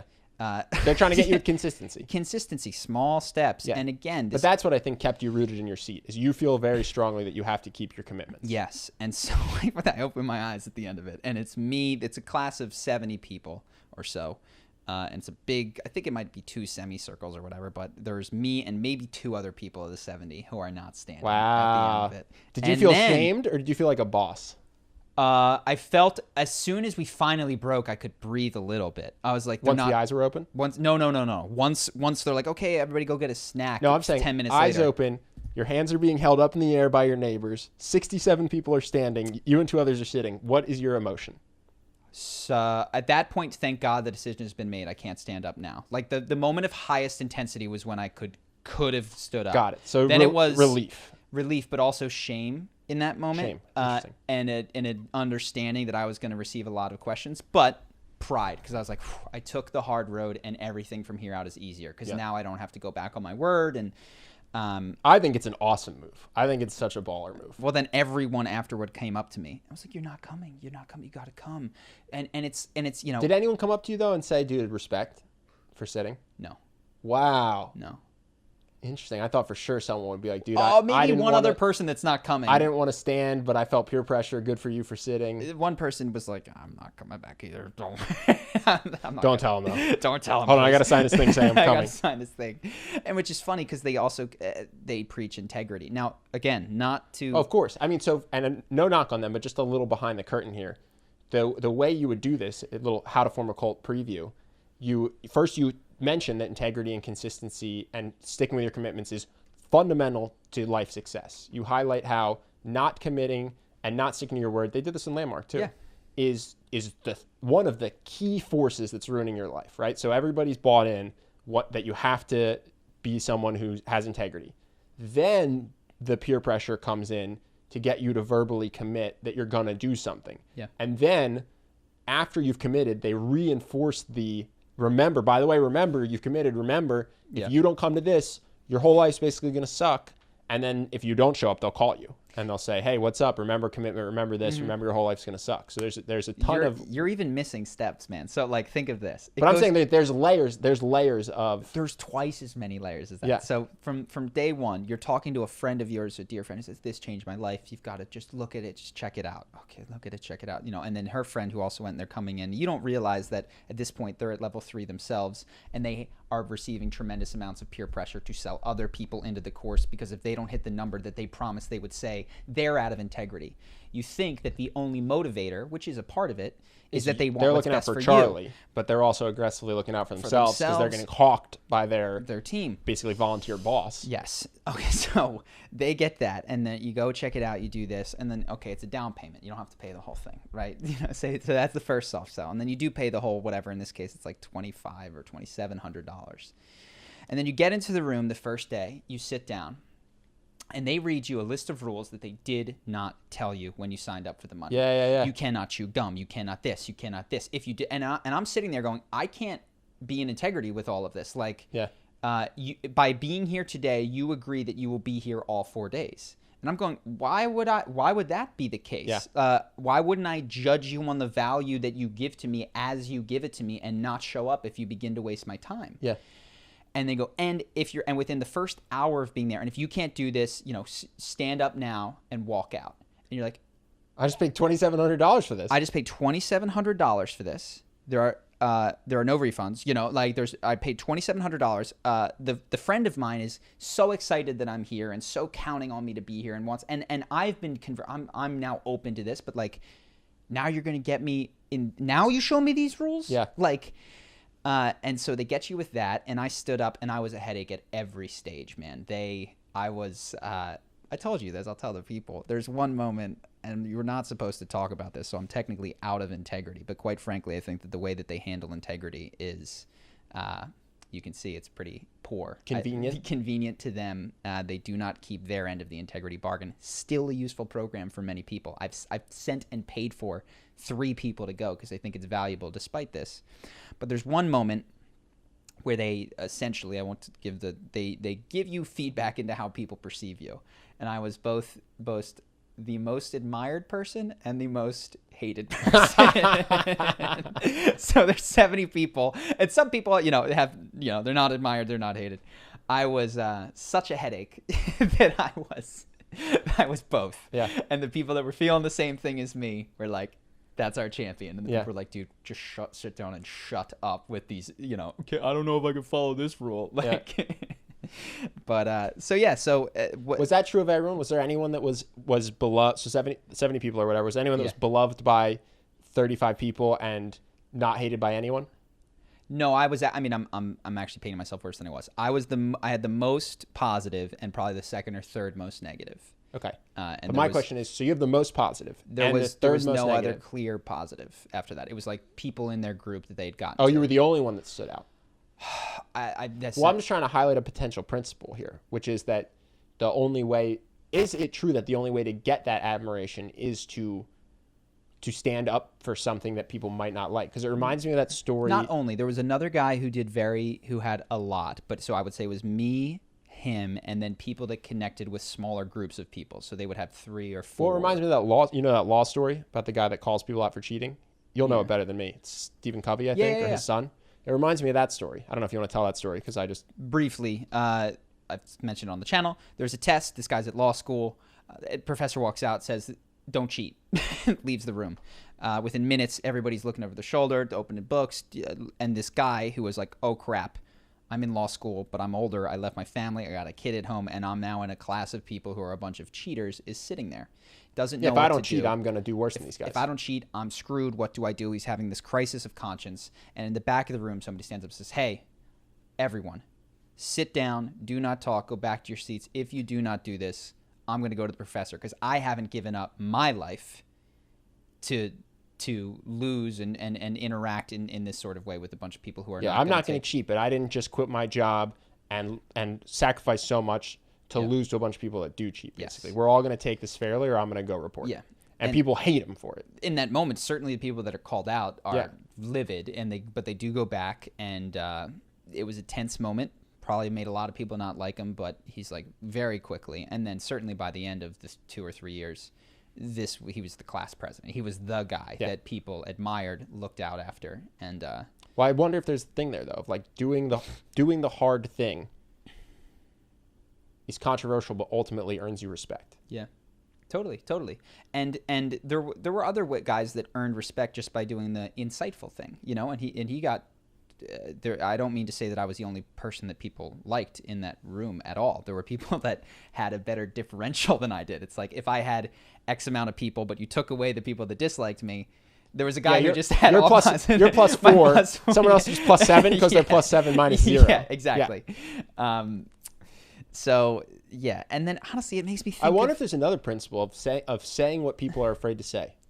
Yes. I wonder if there's a formula or not a formula. I wonder if one of the easiest ways to get respect is to say what people are afraid to say. Well, it's not easy. That's why, because it's one of the quickest ways to definitely get respect. Quick. Definitely one of the quickest quick. ways to get respect is to say the thing that people are thinking but are scared to say. I mean, that's, like it or not. You can disagree with his stance, but certainly that's what put Jordan Peterson on the map. Yeah. That's what put Donald Trump in a way on the map. You know what I mean? Like, and you can think that the people that support him are wrong in their beliefs, but they articulated a voice that wasn't being articulated, and therefore because it's scary to say.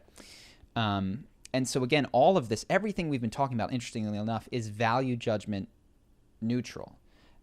You can use all of these compliance building tools to give people one of the most valuable experiences of their life. You can use it to destroy their life, or you can do a little bit of column A and column B. No, choice centers certainly you would say valuable while there are things you dislike about it. Yes, 100%. And it reminded me like the oaths that you take of integrity and to never speak of this again, which is what a ludicrous thing. Like it reminds me of fraternities where like never give away the secret handshake. It's like, I'm 18, dude. Like, you're going to make me make an oath for life to join your club? Great call on their part because I've totally forgotten the secret handshake. So I will take it to my grave. But there's things that you can never say, right? That are not...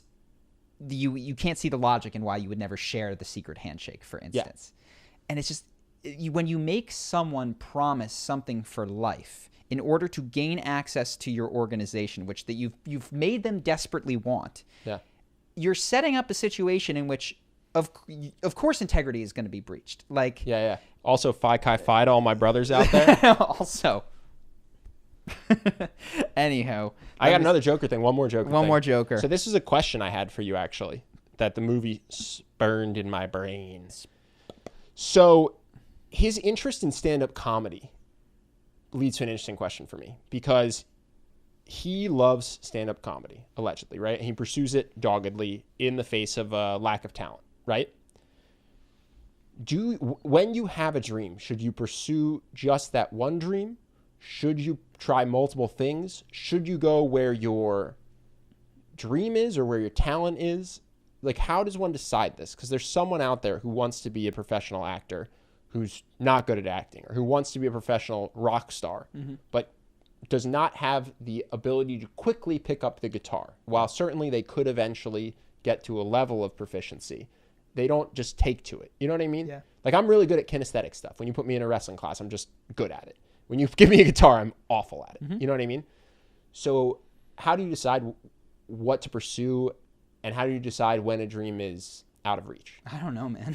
So, like, I'm thinking of the examples, Chris Pratt, who got in his van and moved to Hawaii/California and showed up, and now he's Guardians of the Galaxy. Everybody get in your vans, move to California, kick it around. Yeah, be homeless. Be homeless.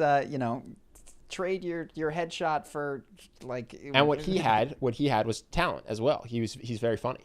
Or the ability to quickly cultivate talent. I don't know what he had when he came here. And then for every Chris Pratt, there's 100 people that aren't him. Yes, this is I have a kind of working theory, but I'd be curious. Do you have anything? I'll give you a spitballed theory, which is, I've heard Ira Glass of NPR say this. He says the most important thing you can start with is good taste, because good taste will tell you how good you are and how good you're not. And of course, good taste is subjective. If you'd introduced Billie Eilish's music 6-7 years ago to people, they'd be like, this is weird, but now it's she ushered in this new type of I don't mean this in a derogatory, whisper singing, which is kind of her flavor. So catchy, dude. Yeah. I know it's not cool to like it, but oh, it is cool. I do like it. She's the hottest thing right now. At least the two songs I know I like. So I don't know. I'd be curious what your theory is. Ira Glass says good taste is the thing that will help steer you of, should I continue? Should I not continue? So what I was thinking, and I was thinking of this in terms of more like, what skills should I try to learn? Like your early stages, right? Should I try to be a stand-up comic? Should I try to be a UFC fighter? And what I came up with was to do the thing you'll be glad you did, regardless of your success. Does that make sense? Yeah. So the systems building and the public speaking, which has ports to a variety of different experiences, right? Well, I guess what I was thinking is I liked improv comedy. Okay. So I enjoyed it. If I wanted to be a professional improv comedian, the path to being a professional improv comedian was to take a lot of classes I enjoyed and do performances I liked. So even if I failed, I could look back and go, good use of 5 years. I loved MMA, right? I think I could have ended up as like a low-level UFC fighter. I was never going to be champion, but I liked every step of the way practicing. And then when I saw someone get, I think, paralyzed in the ring basically and carried out. No, it's stretchered out. You were there. They defibrillated his heart. He got paralyzed? They said that he was awake. They never said anything else. The only announcement they made was, hey, guys. It wasn't good. He's not dead was the only announcement they made.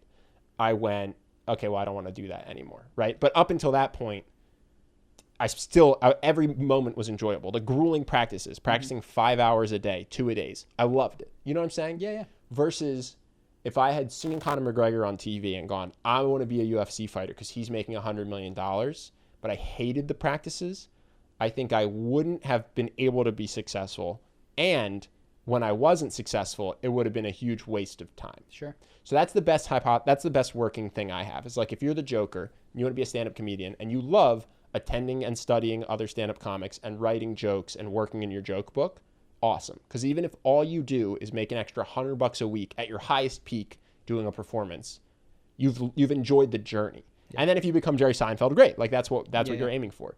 That's the best thing I came up with in terms of how do you pick what to learn. And if you're between things, I think which of these skills ports. So being able to stand up in front of a crowd and comfortably speak, which you might learn in stand-up comedy, is so useful. Yeah. Like that is a life skill, whether or not you're telling jokes, but to be in front of people, take a deep breath on stage, that's useful in conversation. That's useful when you're leading a team, all those different kinds of things. So improv is like that a lot. Improv's great. Incredible for that. But what I was thinking in terms of, that's why I like that rule more than what are you talented at? Because we were not talented at charisma when we first started, but we really liked the learning of it. We'd go out and have mediocre interactions, but we'd be stoked because they were better than the below mediocre interactions we had a week prior.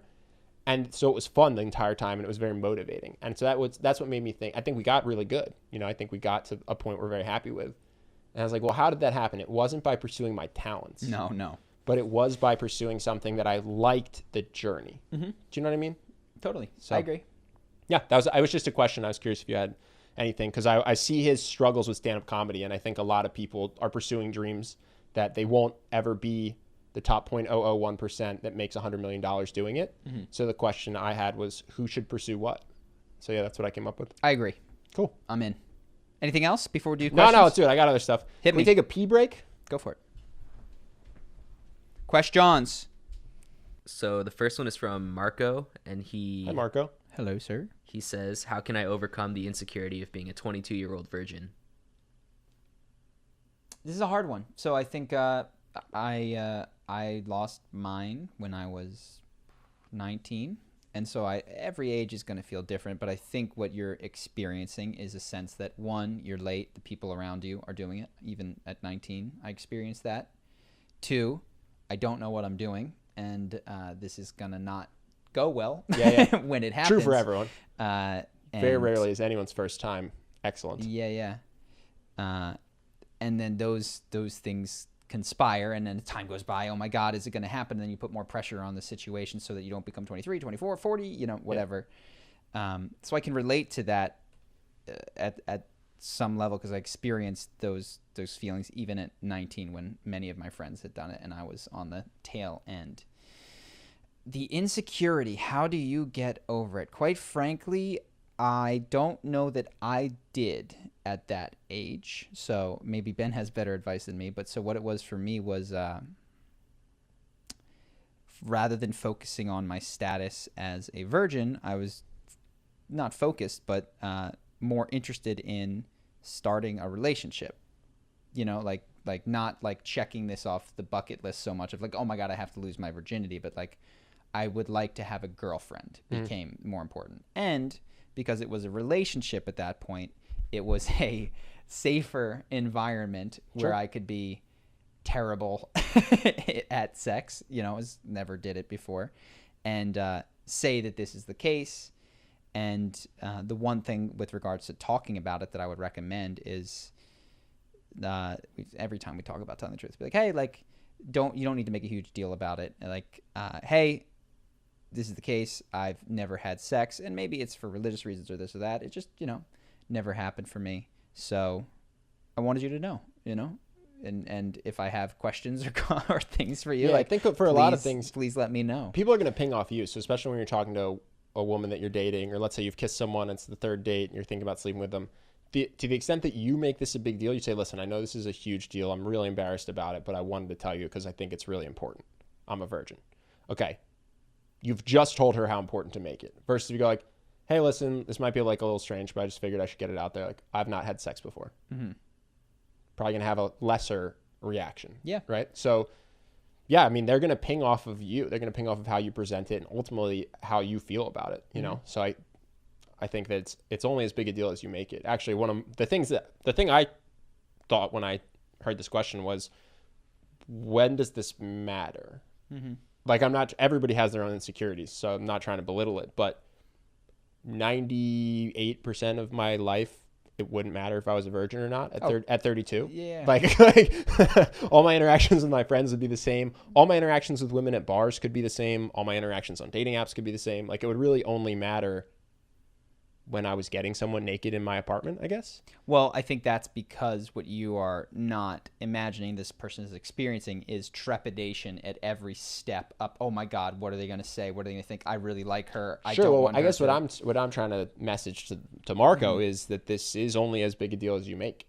Like, only a very small number of the people that I interact with in my life care that I've had sex. Mm-hmm. Most of them, it's like I'm a virgin. You know what I mean? Like, our friendship has not been impacted much by what happens in my apartment when the door's closed. Yeah. So if I had to switch the focus, it would be, okay, rather from checking this off and then completing, it is a weird thing. Like, you have this status as never, and then you're all of a sudden in the category of have done it. And then everything, you're no longer a virgin. Like, it's easy for me to say, but I guess what I'm saying is there's not much to be insecure about here.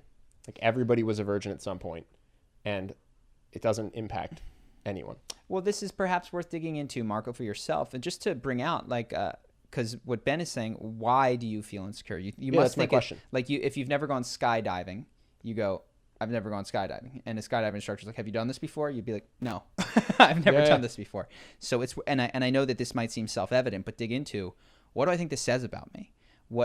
And is that true? Mm-hmm. This is kind of the cognitive behavioral therapy thing. My suspicions that you think that it means you're not attractive, or that you're not man enough, or that you can't make a woman that you're dating happy. And I would really interrogate whatever you find out to be those beliefs. And I think that you'll find what it might mean is that it's your first time doing something, you might not be excellent at it. What it means is you haven't had sex yet. Yeah. That's all it means. Yeah, It doesn't mean that you're a loser. It doesn't mean that you're ugly. It literally just means you haven't put your penis inside a vagina yet. Sure. So, or whatever other orifice or inside you're a interested butthole. And the only thing to consider there is, yes, perhaps there's I'm going to have some questions. I'm a newbie at this. The person they might have some questions for me, but yeah, it doesn't need to reflect on your masculinity, fitness as a lifelong partner, and any sort of thing. It's just like, okay, maybe the first times are going to be a bit and also uncomfortable or awkward or whatever, and that's totally okay as you figure it out. Yeah, it is. I guess that's what I'm trying to say is ultimately all that matters here is your own belief about yourself. I'm very confident that I wouldn't because it would be dishonest, but that I could go on a date, say, hey, I'm 32 and I'm a virgin, and it would be a non-issue because of how I would not care about it at all. Yeah. You know what I mean? If I had to, because someone had kidnapped my family and said, you have to tell a girl you're a virgin and then have sex with her, like, I could do it because it doesn't mean anything to me, and it would just be a non-issue, and that would be screamed from the way I presented it. Yeah.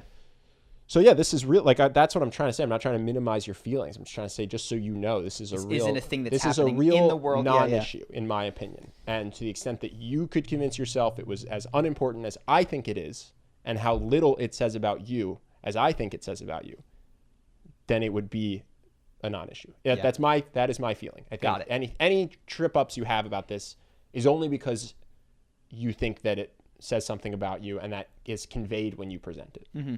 Does that make sense? Yes. And then just to summarize, I think the way in is to investigate what you think subconsciously it says about you and dismantle those negative beliefs. Yeah. There's a really good book called Feeling Good.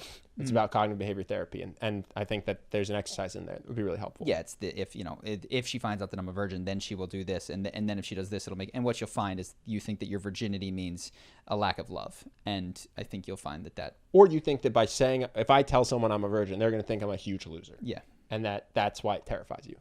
And if you just walked around the world as if it weren't a big deal and it didn't mean you were a huge loser, I think people wouldn't think it meant you were a huge loser. Yep. Cool. Next question. Next is from Afo, and he says, I have to write the essays for an MBA program I want to apply to. In simple terms, I have to answer the question, why are you good enough to attend our school? During this, I realized that I define myself in my life by entering or not to the MBA program.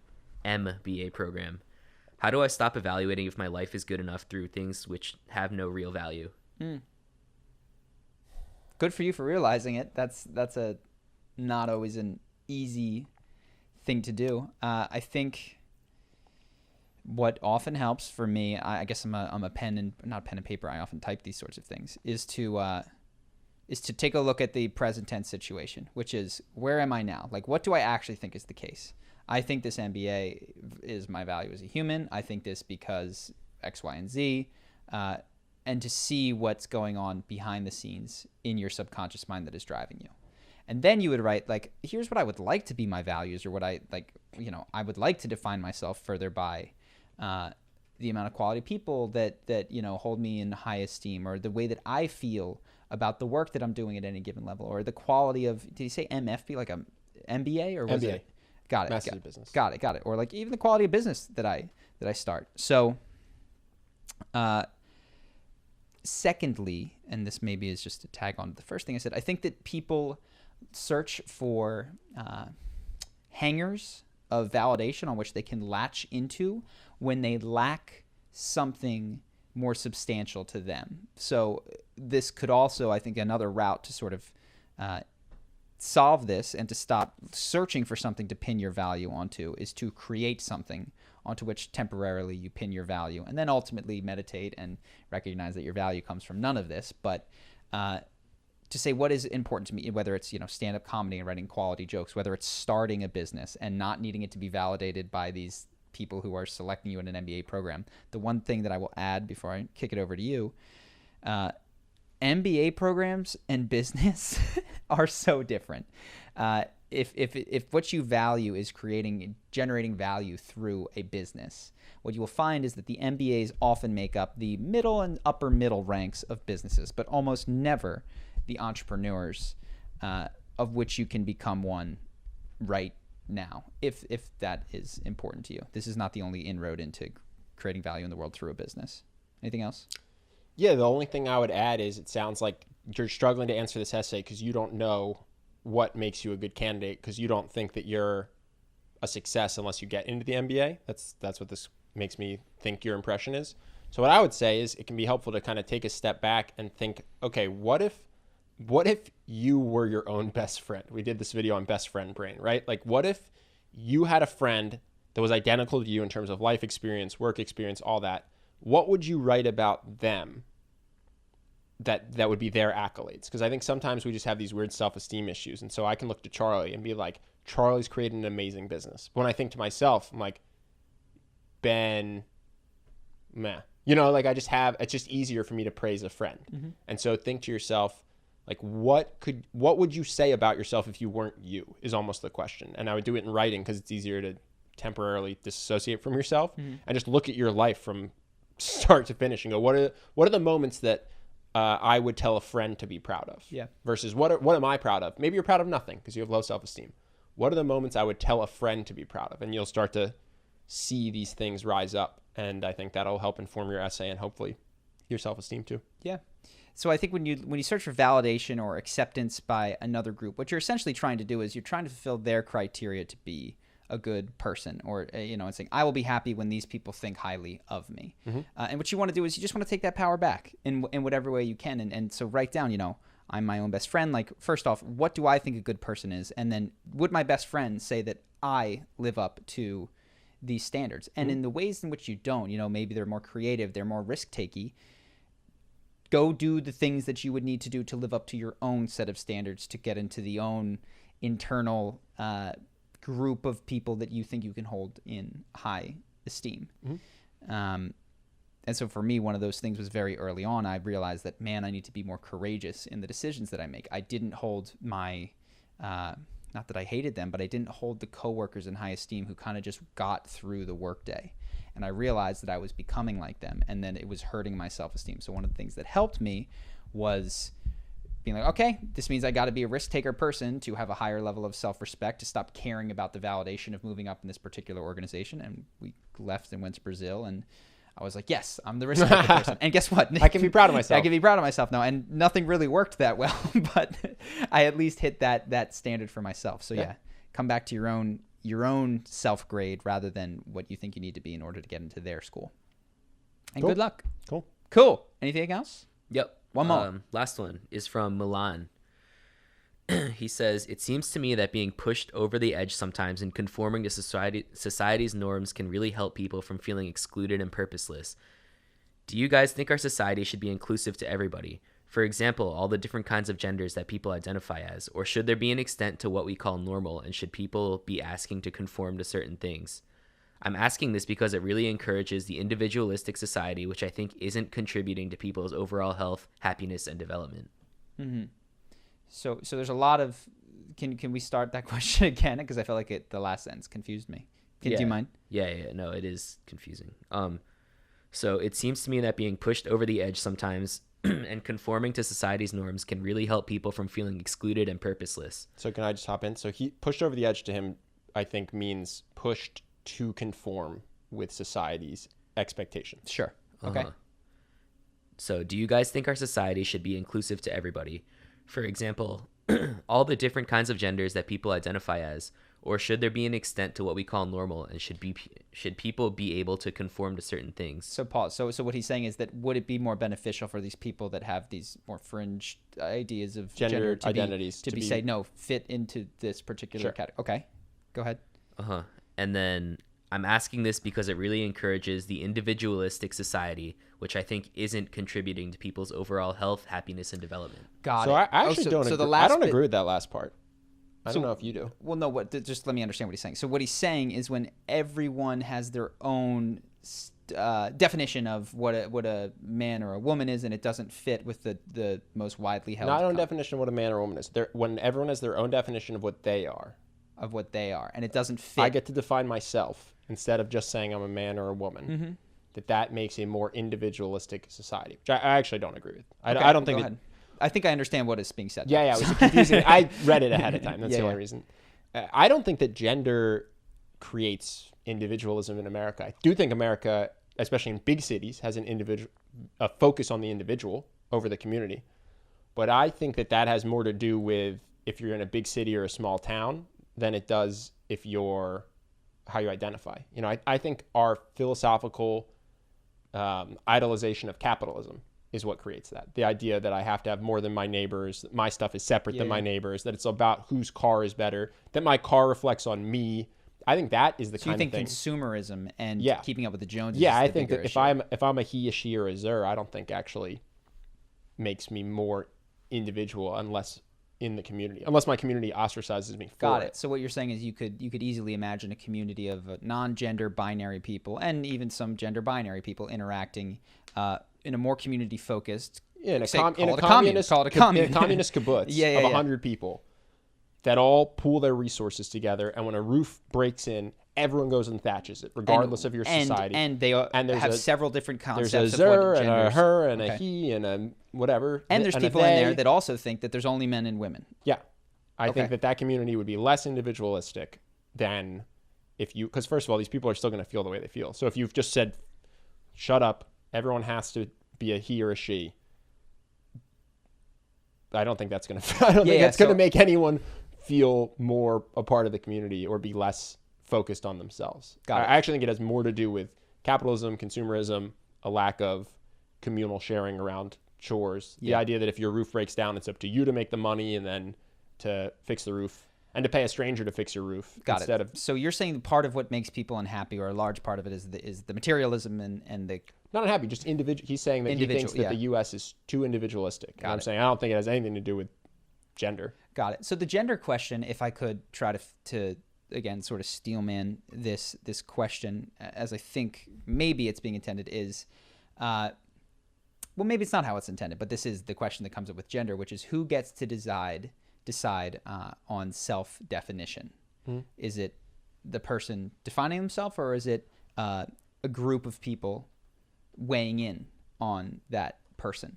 And does this shift for different categories? For instance, I imagine, and though I could be wrong, that many of the people who might be non-gender binary would agree that that if they were born 30 years ago, they cannot identify as a 15-year-old and attend 10th grade or 11th grade. So does that fragment society? I don't know. I'm kind of just trying to make up a new question. I'm trying to make up a new question, I think, that makes more sense to me, because I do agree with what you said, which is that at least the example given, not conforming to gender norms as they have been in America for a long time, is not the big individualist contributor. Also, isn't in it our like society. 0.3% of the population? 0.6. Okay, so if we have an individualistic society, I don't think it's because 0.6% of the population doesn't conform to gender norms, right? Sure. It's because 100% of the population does something. Sure. And if Costa Rica is more community-based, it's because of something that has to do with a much larger part of the population. Mm-hmm. So I don't think forcing people to conform to... Forcing 0.6% of the population to do anything would have very little effect on the population. On the U.S. culture of individualism, in my opinion. Mm-hmm. Yeah, that makes sense to me. And maybe we're misunderstanding what this person is trying to say with the last part of their question. If so, I'm just trying my best to understand the question. But yeah. I don't think that's why Americans focus on themselves relative to the Chinese, for instance. I agree. As the question is formulated, I agree with that. Cool. I think he was using gender more as an example of something that could be contributing to individualistic society. I think the question kind of boils down to, would an individualistic society lead to more, I guess, what words did he use? Lead to less happiness than, I guess, a collective one where everyone kind of like has more of a community. So does individualism create less happiness than collectivism? You can make an argument that It's all about the execution, I feel like. there's because pure collectivist societies are awful. Yeah. They're terrible. And I think that you would also similarly argue pure individualistic societies are terrible. Yeah, and maybe it's just been poorly executed. But Yeah. when I look at like communist Russia, it doesn't seem like it's great. It seems like a lot of people were hungry. Well, even just take you are merely a appendage of your family or your clan or your this. You are a drone bee in a thing. I think this is the tension of when we talked about the guy that was going to leave his yes cult-like church, he said. I Yes. forget what. I don't think he even said what church it was, but he was part of a cult-like church. He called into the show, and he said it was incredibly difficult for him because he didn't believe what the community believed, but the community was super community focused, so much so that any diversity of thought was enough to not just be frowned upon, but get you kicked out of the community. Sure. Didn't seem like it benefited him, and it sounded like it stressed his brother, it stressed him. He had friends who had similar stuff. Yeah, I don't know. I don't think forcing a lack of diversity of opinion is the answer to being happy. I would agree.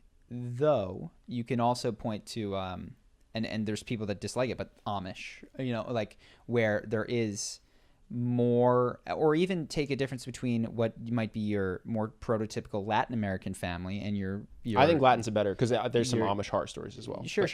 Costa Rica seems like a very community-based, less individualistic. When I lived there, kids living at home with their parents, like for extended periods of time. Abuelita is there in the house. Probably true of small. This is the other thing I was saying. Probably true of small towns in the U.S. as well. Like, I don't know if this person comes from a major city. It could be a major city in Europe too. It's not just the U.S. But if you live in a city of 10 million people, harder to have a community. Totally. And so I think that the question becomes, weirdly, this comes back to individualism, is as you go through your life, keep your eyes open to be like, where do I flourish the most? Yeah. Is it when I am in a close-knit community such to where it's bunk beds in my room and it's, people all the time, and what comes first is harmony as opposed to my personal expression? Or is it when I'm, lone person able to be totally separate? And I do think that what you'll find is that different people operate differently. And so Great how point. should society function? Well, I ultimately do think that society, like if you want a community, as an individual, decide to enter into and make one. community. Yeah, we have an individualistic country, I'd say, but certainly not one that prohibits community. And so yeah, and perhaps what could be done better is to show the possible benefits of community and talk, you know what I mean, and expose some of these. For instance, you watch a documentary of these people who all get together in a commune and they grow their own food, and one person does it. That's an idea that people haven't been exposed to. Interesting. I guess I just come from my own bias. I feel like all the research shows that community is very valuable for happiness. Yes, but that's research. And for instance, it would probably occur to you that of course the grandparents will live in their own house, separate and alone, and only move in with their kids when they were on death's doorstep. Nah, dog. I try and get my parents to move into a house in my backyard. Sure, but I've even already if invited them. But take a look at your grandparents. You know what I mean? Yeah, They like my grandparents. They live separate. They do that. Whereas baseline in the Latin culture is like, no. That's just not that. That would be. Well, I think, and this is a tangent, but I think you do it from day one so that your grandkids and your grandparents have a tight relationship, such that you want them in the house. You know what I mean? If it's appropriate for everybody, and there's some grandparents that don't want it, and I imagine there's some I wouldn't kids force that, it. I wouldn't force it. I'm just saying, if you're a grandparent that wants to be close to your grandkids, be available from day one to like make some sacrifices to make sure you're around. If what you want is in the future, that they'll make sacrifices to help you. Got it. Versus, I'm in my 50s, I'm doing my own thing, like I'm ignoring my family, except for to the extent that we do holidays together, and all of a sudden I'm 80 and it's like, oh, I want to live with you. Let's connect. Like, yeah. Right? Like, I don't remember you helping me with my homework. Yeah. And that's not a knock on anything, but I'm just saying that the Costa Rican thing is that the grandkids feel really strongly connected to their grandparents, because the grandparents were around making sacrifices, cooking dinner and whatever it was, So yeah, if you want a community, I think it's. So to the question was, should people be pushed into communities? And I think the answer that I would give is No, but perhaps as a society we could do a better job of exposing people to, like, look, on the island of Okinawa, like, the grandparents all hang out with the grandkids and they all have bingo clubs, and like that doesn't exist in most major US cities. And the dream that we often talk about is to move to New York, Los Angeles, San Francisco, and to be an atomized individual in an atomized apartment building on the opposite side of the country from your family of origin. Sure. And it's very possible that someone listening to this was told that community was important because they didn't grow up in the suburbs of Philadelphia like us. And maybe where they grew up, there was an emphasis on that. Yeah. You know, I'm not going to say that everywhere in the U.S. de-emphasizes community. Yeah. Because I think it probably depends a lot on where you're born. Yes. But to the point of this, some of the religious groups, you don't want to force community on an individual. Yeah, I wouldn't recommend that. Yeah. You want to invite people, preferably don't shun them. Like, you could still come for holidays, even if you don't live in the commune. Yeah. And so, yeah, that would be my take. I actually think, what should you do? As an individual, if you're an American, recognize the community actually might be far better for you than you currently recognize based on all the examples you see. That's number one. But as a society, should we push people? I don't think so. I agree with you. Cool.